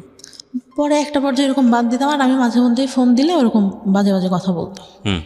পরে মানে ওই বিয়েটা ভেঙে গেলে আমি আবার আব্বুকে বললাম যে আচ্ছা যাই হয়েছে হয়েছে, ও তো আমাকে কী করবে না। আর আমি তো মানে চিন্তা করে দেখলাম, আব্বুকে বললাম যে ও বলতেছে এই কথাগুলা, তার থেকে বিয়ের পরে যদি অশান্তি করে তার থেকে এখন হয়তো বাদ দিয়ে দেওয়াই ভালো। ওই আগে আমার যে কাবিন রেজিস্টার হয় ওই ছেলেটা আবার মানে আমাকে খুব ভালোবাসতো, আর ওর বাবা আমাকে অনেক আদর করতো ভাই। মানে আমার মনে হলো যে আর একটা বাবা পাইছে আমার জীবনে, মানে এত ভালো লোকটা ছিল। মা ছাড়া কথা বলতো না আমার সঙ্গে কখনো, প্রত্যেকটা দিন আমি ফোন না দিলেও সে ফোন দিয়ে কথা বলতো। তা আমি একটা পর্যায়ে বললাম যে এতদিন কথা বলছি, আমার চাচাদের বললাম, আমার ফুফাদের বললাম যে আপনারা আব্বুকে দেখেন ম্যানেজ করতে পারেন কিনা, ওই ছেলের সঙ্গে আমি কথা বলি। তখনও মানে কাবিন রেজিস্ট্রি হয়েছিল ওই ছেলেটার সাথে। ও বলে যে আচ্ছা তোমার বাসা থেকে যদি দেয় আমি তোমাকে নিব, কারণ আমি তোমার অনেক ভালোবেসে ফেলছি। পরে ইয়া করার পরে কি হয়, আব্বু রাজি হইলো, যাও। ওদের বাসায় গেল, ছেলে বাসায় নেই। আমার চাচা ফুপা ফোন দেয়, ছেলে ফোন ধরে না। ওর সেদিন ওর ভাবিরা ওর মারাও নাকি ভালো ব্যবহার করে না, ওর বাবা শুধু ভালো করে কথা বলে। পরে আমার চাচারা এসে বললো যে ওই ছেলে বিয়ে করবে না, হয়তো বিয়ে করতে চেয়ে ভেঙে দিবে, এরকম। আচ্ছা। পরে ওই ছেলেটা আবার ফোন দিয়ে চাচাদের বলে আচ্ছা আমি একটু বাইরে ছিলাম এই জন্য ফোন, তুই ফোন ধরতা, বাইরে ছিলাম, আমাদের সামনে আসা নাই, ঠিক আছে। একটা কথা কি ভাই, যেটা সত্যি কথা, ওই ছেলেটার অনেক বয়স ছিল, এই জন্য মূলত ও চাচাদের সামনে আসেনি। ওকে। ও ভাবছে যে এত ছোট মেয়েকে আমি বিয়ে করছি, আমার সাথে হয়তো দেখার পরে দিবে না, এই জন্য সে ভয় সামনেই আসেনি। আচ্ছা। আমি একদিন বিয়ের পরে যখন বিয়েটা ভাঙে নাই তখন বলি যে আপনার বয়স এত বেশি, আপনি আমাকে বিয়ে করলেন, আপনি তো দেখছেন আমি তো তখন তাকাই দেখি না, আপনি তো দেখছিলেন যে আমি তাকাইও দেখি নাই, আপনার কি এটা ঠিক হয়েছে? বলে আসলে এখন বুঝতেছি ঠিক হয় নাই, তারপরে তোমার কি মানে বিয়েটা ভেঙে দিব? হয়েছে না, মেয়েদের জীবনে একবারে আমাদের যে ফ্যামিলি যে স্ট্যাটাস ছোটোবেলা থেকে দেখে আসতেছি, একটা মেয়ের বিয়ে ভেঙে গেলে পরে আর ভালো বিয়ে হয় না। ছেলেটা ভাই বয়স বেশি হলেও, যেটা সত্যি কথা আমার লাইফে দেখা, শ্রেষ্ঠ মানুষ ছিল, এত ভালো কথা। আর তাকে আমি ফোনে আমার বলা লাগতো না, এক সপ্তাহ পর পর ফোনের টাকা লুট দিয়ে দিচ্ছে, ফোন দিলে কোনোদিনও ধরতো না, কেটে ব্যাক করতেছে। আচ্ছা। এরকম ছিল। পরে কী করলো, আমাদের যেদিন মানে বিয়ের কথা ছিল, ওদের ওই দিক থেকে দাওয়াত টাওয়াত সব দেওয়া শেষ, তার মধ্যে তো বিয়েই করে দিয়েছে, কিন্তু আমাদের এদিকে কোনো প্রোগ্রামই না। মূলত আমার বিয়েটা ভাঙে আমার বাবা ওই ছেলেটার কথা শুনে, আর হচ্ছে ভাইয়ের বিয়ে দেওয়ার পরে আমার বাবার হাতে হয়তো অত টাকা ছিল না, সে গল্প দিছে যে আমার একটাই মেয়ে, অনেক বড় করে হ্যান করবো ত্যান করবো, কোনো কিছু করতে পারবে না, এইটা কারণ ছিল। পরে হুট করে ছোট চাচা নিয়ে আসে, যে আমাকে মানে ছোটবেলা থেকে ফিজিক্যালি টর্চার করতো, সে নিয়ে আসে। তা নিয়ে আসলে আমার বাবা বলে যে সব কাপড় কেন পরে আসিস, ভালো কাপড় পরতে পারিস না? আমি তো বাসার উপর কী পরবার, এবার আচ্ছা ভালো কাপড় পরতে। তা আমি মানে তখন একটু আন্দাজ হয় যে ভালো কাপড় কেন পরতে বলতেছে। তো নিয়ে আসলে ছেলেটা এত সুন্দর করে এত ভঙ্গিমায় কথা টথা বললো, আমাকে শাড়ি পরায় আবার সেই সামনে নিয়ে বসাইলো, সব কিছু জিজ্ঞাসা করলো। আমি ওনার ভঙ্গিমা দেখে, কথা বলা দেখে, দেখতে সুন্দর ছিল আমার, মানে ভালোই, মানে একটাবার তাকাইছিলাম, ভালোই লাগলো। এর থেকে একটু বয়সই হবে, তারপরও বয়সের ডিস্টেন্স আমাদের 15 বছর মতো। তা আমাকে পরে হচ্ছে ওদের বাসার থেকে দেখতে আসবে, এর মধ্যে ওই ছেলে ভাই আমাদের মানে সব কিছু, আমার বাবা সব কিছু খোঁজ দিছে এক রাতের মধ্যে, একদিনের মধ্যে। আর নেওয়ার পরে ওরা বাসার থেকে আসে, আমি আবার বলি যে আমার যে আগে একটা ইয়া হয়েছিল, এটা কি বলা হয়েছে কিনা। আর মাকে জিজ্ঞাসা করলাম যে আমি কিন্তু পরে এবার বিয়ের পরে সমস্যা হবে, এটা কিন্তু আমি মেনে নেব না। ওকে। পরে ঘটককে বলে, ঘটক আবার বলে যে না, বলা হয়নি। তা বলে যে আচ্ছা তাহলে বাব্বু বলে যে আচ্ছা বলো, যদি বললে যদি করলো, নাইলে নাই, বিয়ে করলে। পরে ভাইয়া বিয়ে দেওয়া ওনাকে বলছে, উনি সবার কাছে খোঁজ নিতে, কিন্তু সবাই তো জানে, যেহেতু ফ্যামিলিটা ভালো জানে, সবাই বলছে যে না উঠাই নাই, শুধু ওদের কাবিন রেজিস্ট্রি হয়েছিল। ছেলে বিয়ের আগে আসলো, ওদের বাসার থেকে সবাই আসলো, এসে ওর বাবা অনেকেই, মানে আমার তারপর ঈদের পরে ছিল, কোরবানি ঈদের পরে মেবি, ওই দুনিয়ার লোক এসে মনে হচ্ছে আমি একটা কার্টুন বসে আছি, আমাকে দেখতেছে। কি দেখতেছে, ছেলের নানা ছিল, আমার চুল ধরে ঘোমটা নামায়, এইটা ওইটা, আমার খুব বিরক্ত লাগছে। কী রে চুল ধরবে, এইটা কি চুল ধরার যুগ নাকি? 2015 সাল ভাই, চিন্তা করেন, আমার চুল ধরে হাঁটা দেখতেছে, কেমন মেজাজটা গরম হতে পারে তখন। ওকে। আমার খুব মেজাজ খারাপ হয়, আমি রেগে যখন বের করে দেয় আমি আসি, চলে আসি। আমার চাচাতো ভাইরা বলতেছে আপুর কী হয়েছে, আপু কেন রাগ করছে? আমার চাচাতো ভাই বড় চাচার ছেলে, আমার থেকে বয়সে ছোট, মানে আমাদের বাবা আগে বিয়ে করে তো এই জন্য। ও আমাকে অনেক ভালোবাসে, বুবু বলে ডাকে। বুবু কেন রাগ করছে, বুবু কী হয়েছে? চুল কেন ধরে দেখলো, আমার হাঁটা কেন দেখলো, আমি কি ইয়া নাকি, এরকম করে বলি।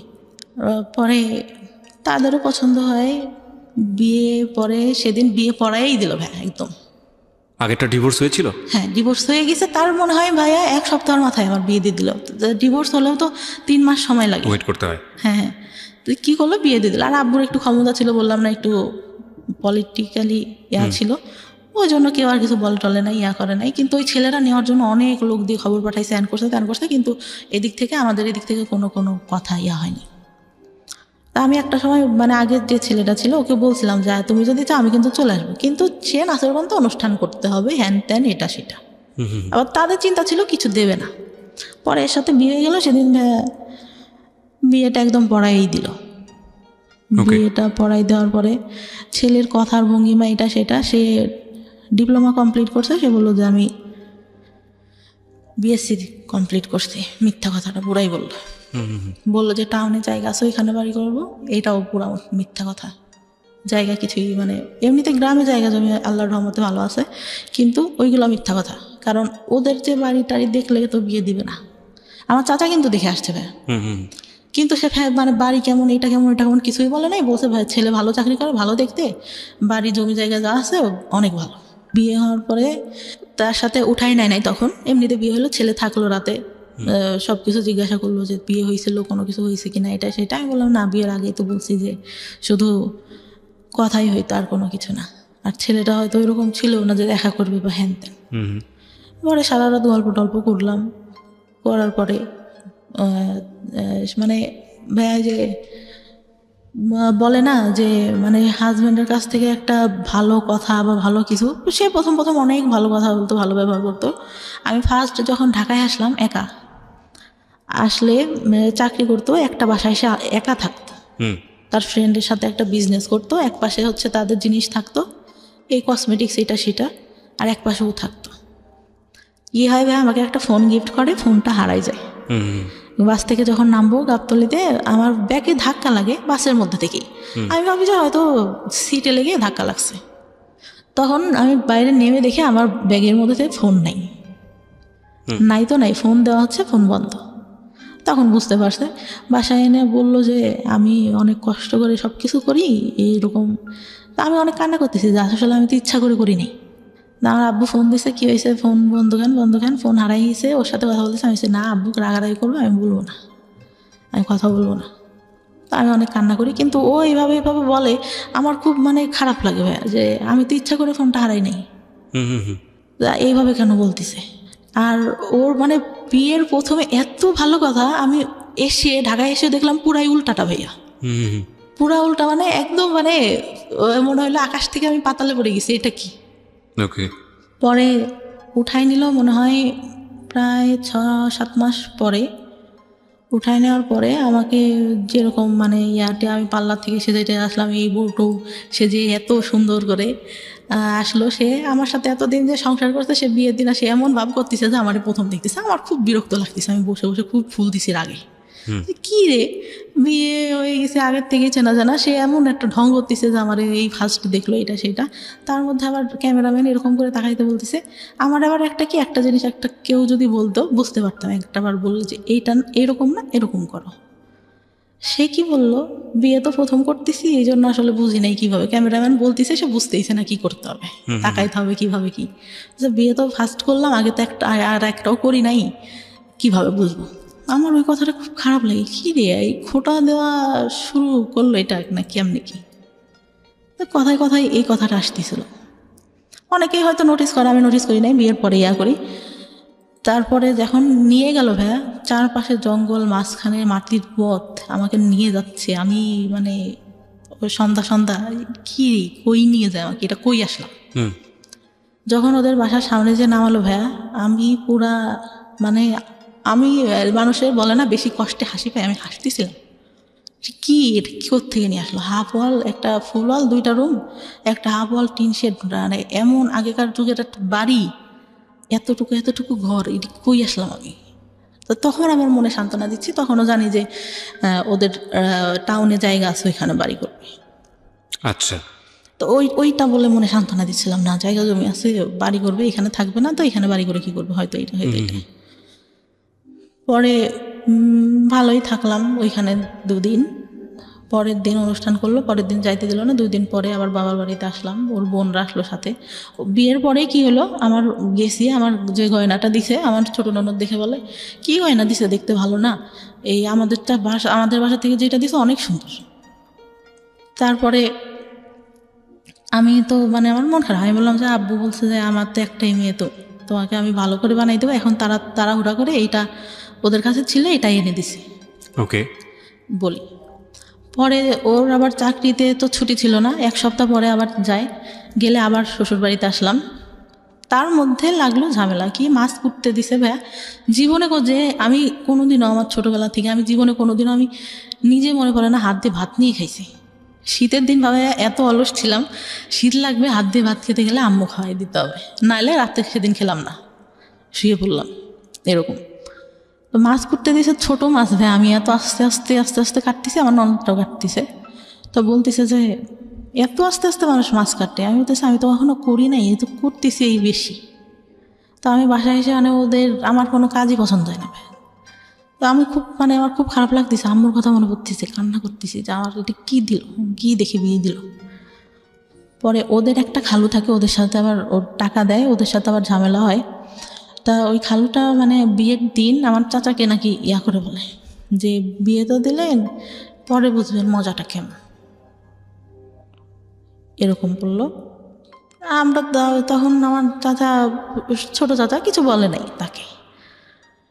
পরে আব্বুকে হয়তো বললে আমার বিয়ের কিছুদিন বলতে 5-6 মাস পরে আমি মনে হয় প্রেগনেন্ট হই। 1 মাস পর আমি বুঝতে পারি, তার আগে বুঝতে পারি না, 1 মাস পর যখন পিরিয়ড হচ্ছে না তখন বুঝতে পারি। তার মধ্যে ওই যে শ্বশুরবাড়িতে যাই মাঝে মধ্যে, আমার শ্বশুর তখন বেঁচে ছিল, এইটা নিয়ে বাঁধাবে ওইটা নিয়ে বাঁধাবে, এইরকম এই কাজটা কেন করে না, ওইটা কেন কিছুই করে না। আমি তো ভাই আমি বুঝি না আসলে সংসারে কি করতে হয়, টোটালি আমি বুঝি না কি করতে হয় একটা সংসারে, যে উঠবো সকালে উঠে এইটা করবো ওইটা করবো। আমি তো ওইভাবে মানুষই নেই, সব দেখছি আমার মা কাজের লোক দিয়ে করাচ্ছে, নিজে শুধু রান্নার বান্না করতেছে। মানে বললাম না ফ্যামিলিটা বড় ছিল, একসাথে ছিল সবাই, তো করতেছে। তারপর আমি মানে করতাম না। আমার কী হলো, বাচ্চাটা যখন প্রেগনেন্ট আমি, তখন আমি একদম আমার বাড়িতে, আমার বিয়ের পরে ভাই আমার হাজব্যান্ড আমাকে কাপড় দিত না ওকে। টোটালি বলতে। আমি গেছি, আমার একটা জামা সবসময় পরার জন্য 500-550 টাকা দাম হবে, বললাম যে এটা আমার পছন্দ হয়েছে আমি নিব, বলছে আমার কাছে টাকা নেই, তোমার কাছে থাকলে নাও। তারপর আমি নিলাম, আমি করি নাই। আবার আমার খালার ছেলেটা অসুস্থ হয়ে যায়, ওর কাছে টাকা ছিল না, আমি মানি ব্যাগ দেখে আমার কাছে টাকা ছিল, ওইটার মধ্যে দিয়ে দিই। মানে এতটাই ভালোবাসতাম ভাই ফার্স্ট টাইমে, এতটাই বিশ্বাস করছি তার কথা শুনে। পরে আমার খুব খারাপ লাগে, ঈদ যায় 2টা ভাই, ঈদে একটা কাপড়ও দেয় না আমাকে, আমার বাবার বাড়ি থেকে সব। ঢাকায় আসছি, এই বছর বাণিজ্য মেলায় যাবো ভাইয়া। আমি বললাম যে গেলে কি কিনে দেবা, বলে যাওয়ার আগেই কি কিনে দিব, বাণিজ্য মেলায় সবাই ঘুরতে যায়, কিছু কিনতে যায় না, ওইখানে অনেক দাম, তাহলে কি দরকার আছে যাওয়ার। ওকে। পরে আমি আম্মুরে ফোন দিয়ে কান্না করতেছিলাম, আব্বু আবার বিকাশে 2000 টাকা পাঠায় ওর, যে ও গেলে যা কিনতে যায় কিনে দিও। পরে যাই ওখান থেকে একটা হাতের ব্রেসলেট, একটা পাইল কিনে আর একটা আংটি কিনে। ও মানে আমাকে নিয়ে যাওয়ার পরে ভাইয়া শুধু গ্রাউন্ডে ঘোরাচ্ছে, এই যে সব আগে ঘুরে দেখো। দোকান যখন বন্ধ হয়ে যাচ্ছে তাড়াহুড়া করে ওই 3টা জিনিস নেই, নিয়ে আসার পরে যে প্রেগনেন্ট, তখনও জানি না প্রেগনেন্ট। আসি আবার যাই ওই শ্বশুরবাড়িতে, বেশি হলেও 3 থেকে 4 দিন থাকি, তার মধ্যেও ভাই যত সব কাহিনী। আবার এখন পর্যন্ত দুপুরে ঘুমানো আমার শাশুড়ি দেখতে পারে না, এই ঘুমায় দেখে তুই অবস্থা। একটু কাজ করে রসুন পেঁয়াজ ছিলে রাখলে পরে রান্নাবান্না করতে তাড়াতাড়ি হয়। ওই তো বললাম না ওইরকম করে দেয়। তারপর আমার চাচা, যেটা বলতে ভুলে গেছি, বিয়ের পরে এই ছেলেটার সাথে যখন বিয়ে হয়, ওর চলে গেল, আমার দাদি ছোটবেলা থেকে আমাকে দেখতে পারতো না। এই খাওয়াটা হলে ফুপুরা আসছে, বলবে যে খেতে বসছি, দেখা গেছে সামনে থেকে বাটিটা টান দিয়ে নিয়ে নিত। আপনার ফুপু? আমার দাদি। হ্যাঁ, বলতো যে ওরা তো চলে যাবে, তুমি তো বাসায় খাওয়াই, পরে খাবা। মেয়ে বলে হয়তো দেখতে পারতো না। আমার খুব খারাপ লাগতো, আমার ভাইকে অনেক ভালোবাসতো আমার দাদি। হ্যাঁ, এই যে ডিসক্রিমিনেশন, এটা আমাদের সমাজে আছে। পরে এই বিয়েটা হওয়ার পরে কি হলো, ফুপুরা আসছে সবাই, আমার হাজব্যান্ড চলে গেছে তখন ঢাকায়।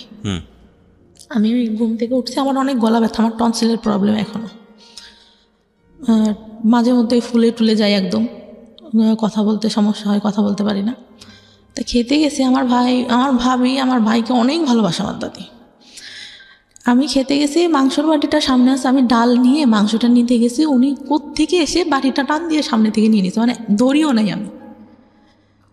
বলতেছে তুমি কি মাংস নিবা, তোমার ফুপুরা খাইছে, যাওয়ার সময় আবার খাবে। আমার খুব কষ্ট লাগে তখন, কষ্ট লাগে। আর আমি তখন বলি যে না থাক, খাবো না। পরে ভাত মানে গলা ব্যথা, তারপরে কষ্টে গলার মধ্যে আর যাচ্ছে না। যে বিয়ে হয়ে 2 দিন সময় মানে সময় পাইলো না, এর আগে থেকে এরকম করতো, এখনও এই ব্যবহারই। বিয়ের পরেও এটা করেছে? আমার দাদি, হ্যাঁ বিয়ের পরে। আচ্ছা, না ঠিক আছে। পরে আমার ভাই কি বললো, ভাই কথাটাই আসে, আমার ভাই ছোটবেলা থেকে অনেক আদর করতো, যখন রিলেশন করতাম তখন একটু মানে ওর কাছে খারাপ লাগতো, বলতো ওর কাছে হয়তো কেউ, ও মানে একটু ব্যবহার মাঝে মধ্যে খারাপ করতো, কিন্তু ভালোবাসতো এমনিতে। ঢাকার থেকে যাচ্ছে, এটা নিচ্ছে ওইটা নিচ্ছে। ও বললো যে সংসার করে খাবি তোরা, তোদের মতো মেয়েরা সংসার করে খায়। ঠিক আছে, ছোট ছোট বিষয়গুলো খুবই কষ্টদায়ক। আমার মনে হয় মেয়েদের প্রতি আরও বেশি সহনশীল হওয়া উচিত, সেটা পরিবার থেকে হওয়া উচিত। বাবার জায়গাটা ভয়ানক রকমভাবে মিসিং, এবং কিছু বিষয় আমরা আজকে এই অনুষ্ঠানে সচেতনভাবেই তুলে আনতে পারিনি, কারণ আমাদেরও একটা সীমাবদ্ধতা আছে। আর 2 নম্বর যেটা, সেটা হচ্ছে যে মা যে ধরনের ভূমিকায় থাকা উচিত ছিল সেটা তো অবশ্যই ছিল না। মানসিক বিকাশ বলতে যেটা বোঝায় এই মেয়েটির, সেটা হয়নি, এবং যে কারণে ওর জীবনে কিছু সিক্রেটস জন্ম নিয়েছে। সেটা হচ্ছে বিয়ের আগে এক ধরনের অনৈতিক সম্পর্কে জড়িয়ে যাওয়া, এবং সেটার রেজাল্টও ভালো না হওয়া। আপনি দেখেন ওর জীবনে কোনো বেস্ট কোম্পানি নেই। একটা ভালো বন্ধু, সেও খুব অল্প সময়ের জন্য, তারপরে সে নাই। যাকে সে লাভ করলো সেই ছেলেটাও তাকে নিতে পারলো না, ইজি হতে পারলো না, তাকে জীবনে রিসিভ করতে পারলো না। যাকে বিয়ে দেওয়া হলো সেটাও একটা ভুল ডিসিশন ছিল ফ্যামিলির, প্রথম বিয়েটা। দ্বিতীয় বিয়েটার ক্ষেত্রে সেটাও হুটহাট করেই বলা চলে, যেই সংসারে সে করছে। ইন দ্য মিন টাইম যেই অনৈতিক যে সম্পর্কগুলো তার জীবনে এসছে, সেখানে তার প্রপার এডুকেশনের অভাব ছিল। সব কিছু মিলিয়ে একটা ভজকট জীবন। এবং আমি যে প্রশ্নটা করেছিলাম সেই প্রশ্নের উত্তরে আপনি বলেছেন না। না কেন, সেই গল্পটা তো আসলে, সেই অ্যান্সারটা তো আসলে পুরো গল্পই। তারপরেও আমরা আপনার কাছ থেকে শুনতে চাই যে আপনি সুখী না কেন। পরে ভাই আমার বাচ্চাটা হওয়ার পরে যখন 6 না, মাস, আমি সুখী না কেন এই প্রশ্নের উত্তর চাচ্ছি, আমি আর স্টোরিতে যেতে চাচ্ছি না।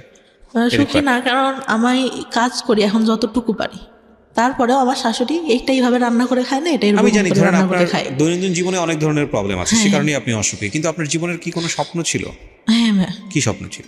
আমি চেয়েছিলাম যে ইন্টার কমপ্লিট করে ভালো একটা কলেজে ভর্তি হব, ওকে, পড়ালেখা করে কিছু একটা করব, নিজের পায়ে দাঁড়াবো, নিজের পায়ে দাঁড়াবো, নিজে আর্ন করবো, ডিসিশন মেকিং হ্যাঁ হ্যাঁ ডিসিশন মেক করবো। আর একটা ইচ্ছা ছিল যে আমার বাবার টাকা উড়ায় অনেক, মানে মানুষের পিছনে, এটা বুঝে না, এখন অনেক দিনাদায়ী হয়ে গেছে। আমি চাই, আমার ভাই বিয়ে করছে, সে এখন টাকা পয়সা দেয় না, আরো পারলে বাবার থেকে উল্টা নেয়। আমি চাই তার দিনাদায়ীটা শোধ করতে। মানে আমার আপনি চাইতেন? আমি চাইতাম। বাবাদের ভুল এইসব জায়গাতেই, এবং হয়তো আপনার মেয়েটা যদি আজকে সেই রকম নিজের পায়ে দাঁড়াতো, তাহলে হয়তো আপনারই জন্য উপকার হতো। এবং আমাদের, আমি সবসময় যে কথাটা বলি, সবসময়ই বলি, এই গল্পগুলোর সাম আপ একটা জায়গায় এসে দাঁড়িয়ে যায়। Never sacrifice 2 things in your life. Number 1 is education and number 2 is your career. এই দুটো জিনিস স্যাক্রিফাইস করলে এগুলো কখনো জীবনে রিটার্ন আসে না। বাকি জিনিসগুলো রিটার্ন আসে, কোনো না কোনোভাবে আমাদের সামনে ঘুরে ফিরে চলে আসে। হ্যাঁ, এখন সেই জায়গাটায় তো অবশ্যই আমি মাকে হারালে তো আপনি মাকে ফিরে পাবেন না, বউকে হারালে বউ পাবেন, হ্যাঁ এটা বলাই যায়। কিন্তু গার্লফ্রেন্ড গেলে জীবনে গার্লফ্রেন্ড আসবে, বয়ফ্রেন্ড গেলে বয়ফ্রেন্ড আসবে। একটা মানুষ জীবন থেকে চলে গেলে তার রিপ্লেসমেন্ট হয়তো অন্য একজন মানুষ হবে, এটা হয়। হ্যাঁ, এখন আমরা যখন লাভ করি তখন আলটিমেটলি এটাই চিন্তা করি যে না, তাকে ছাড়া আমার জীবন বৃথা। আমাদের লাভের স্টাইলটাই এরকম, ধরনটাই এরকম, আমরা অন্য কোনো কিছু চিন্তা করতে পারি না। লাভ সবসময়ই যখন হয় তখন একদম ব্লাইন্ডলি ডিপোজিট হয় সেই জায়গাটাতে। সো ওইটা নিয়ে আমরা, কিন্তু মজার বিষয় হচ্ছে যখন জীবন থেকে ওটা সরে যায় এবং জীবনে যখন সেকেন্ড আর একটা মানুষ আসে, তখন একটা পর্যায়ে গিয়ে মনে হয় কতটা বোকা ছিলাম, কতটা হাস্যকর ছিল এই সময়গুলো, কত না বড় ভুল করেছে। কিন্তু সিচুয়েশনের থেকে সেটা বোঝা যায় না। তো যাই হোক, আমি যে কথাটা বলছিলাম যে জীবনে আসলে এই দুটো জিনিস স্যাক্রিফাইস করলে এই দুটো জিনিস আর কখনো রিটার্ন আসে না, এবং তখন জীবনটা খুব দুর্বিষহ হয়ে ওঠে। কি ছেলে কি মেয়ে, প্রত্যেকেরই স্বাধীনভাবে বাঁচার ক্ষমতা আছে এবং প্রত্যেকেরই নিজস্ব চিন্তায় বড় হওয়ার সুযোগ আছে। ধরুন, কেন এই দুটো জিনিসের কথা বলি।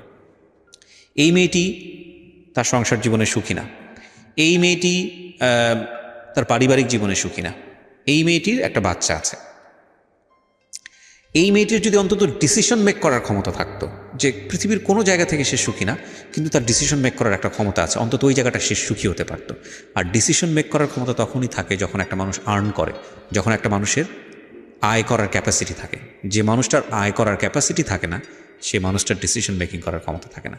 সুতরাং পৃথিবীর সমস্ত জায়গা থেকে যদি আপনি বঞ্চিত হন হ্যাপিনেসের জায়গাটা থেকে, আর্ন যদি আপনি করেন, পয়সা রোজগার যদি আপনি করেন, আপনার যদি একটা জব থাকে বা অন্য কোনো যে কোনো বৈধ উপায় আপনি যদি অর্জন করেন, সেক্ষেত্রে আপনার অন্তত একটা হ্যাপিনেস থাকবেই থাকবে। So never ever sacrifice your career, and education না থাকলে ক্যারিয়ার আসবে না। সচরাচর আমরা সেটাই দেখি, ব্যতিক্রম অনেক আছে। তো এডুকেশনও আসলে স্যাক্রিফাইস করা উচিত না। এডুকেশনের স্যাক্রিফাইসনেসটা নিজের জীবনটাকে অনেকখানি দুর্বিষহ করে তোলে। এই মেয়েটির ক্ষেত্রে যেটা হয়েছে এডুকেশনের ক্ষেত্রে, সেটা পারিবারিক ভুল এবং তার নিজেরও অনেকখানি ইচ্ছার অভাব ছিল। একটা সময় তার মনে হয়েছে যে পড়াশোনা করে কী বা হবে, সে যেটা দেখেছে। এবং সব কিছু মিলিয়েই এই রকম জীবন, সমাপ্তির মতো জীবন বাংলাদেশের অনেক মেয়ের আছে, অসংখ্য মেয়ের আছে।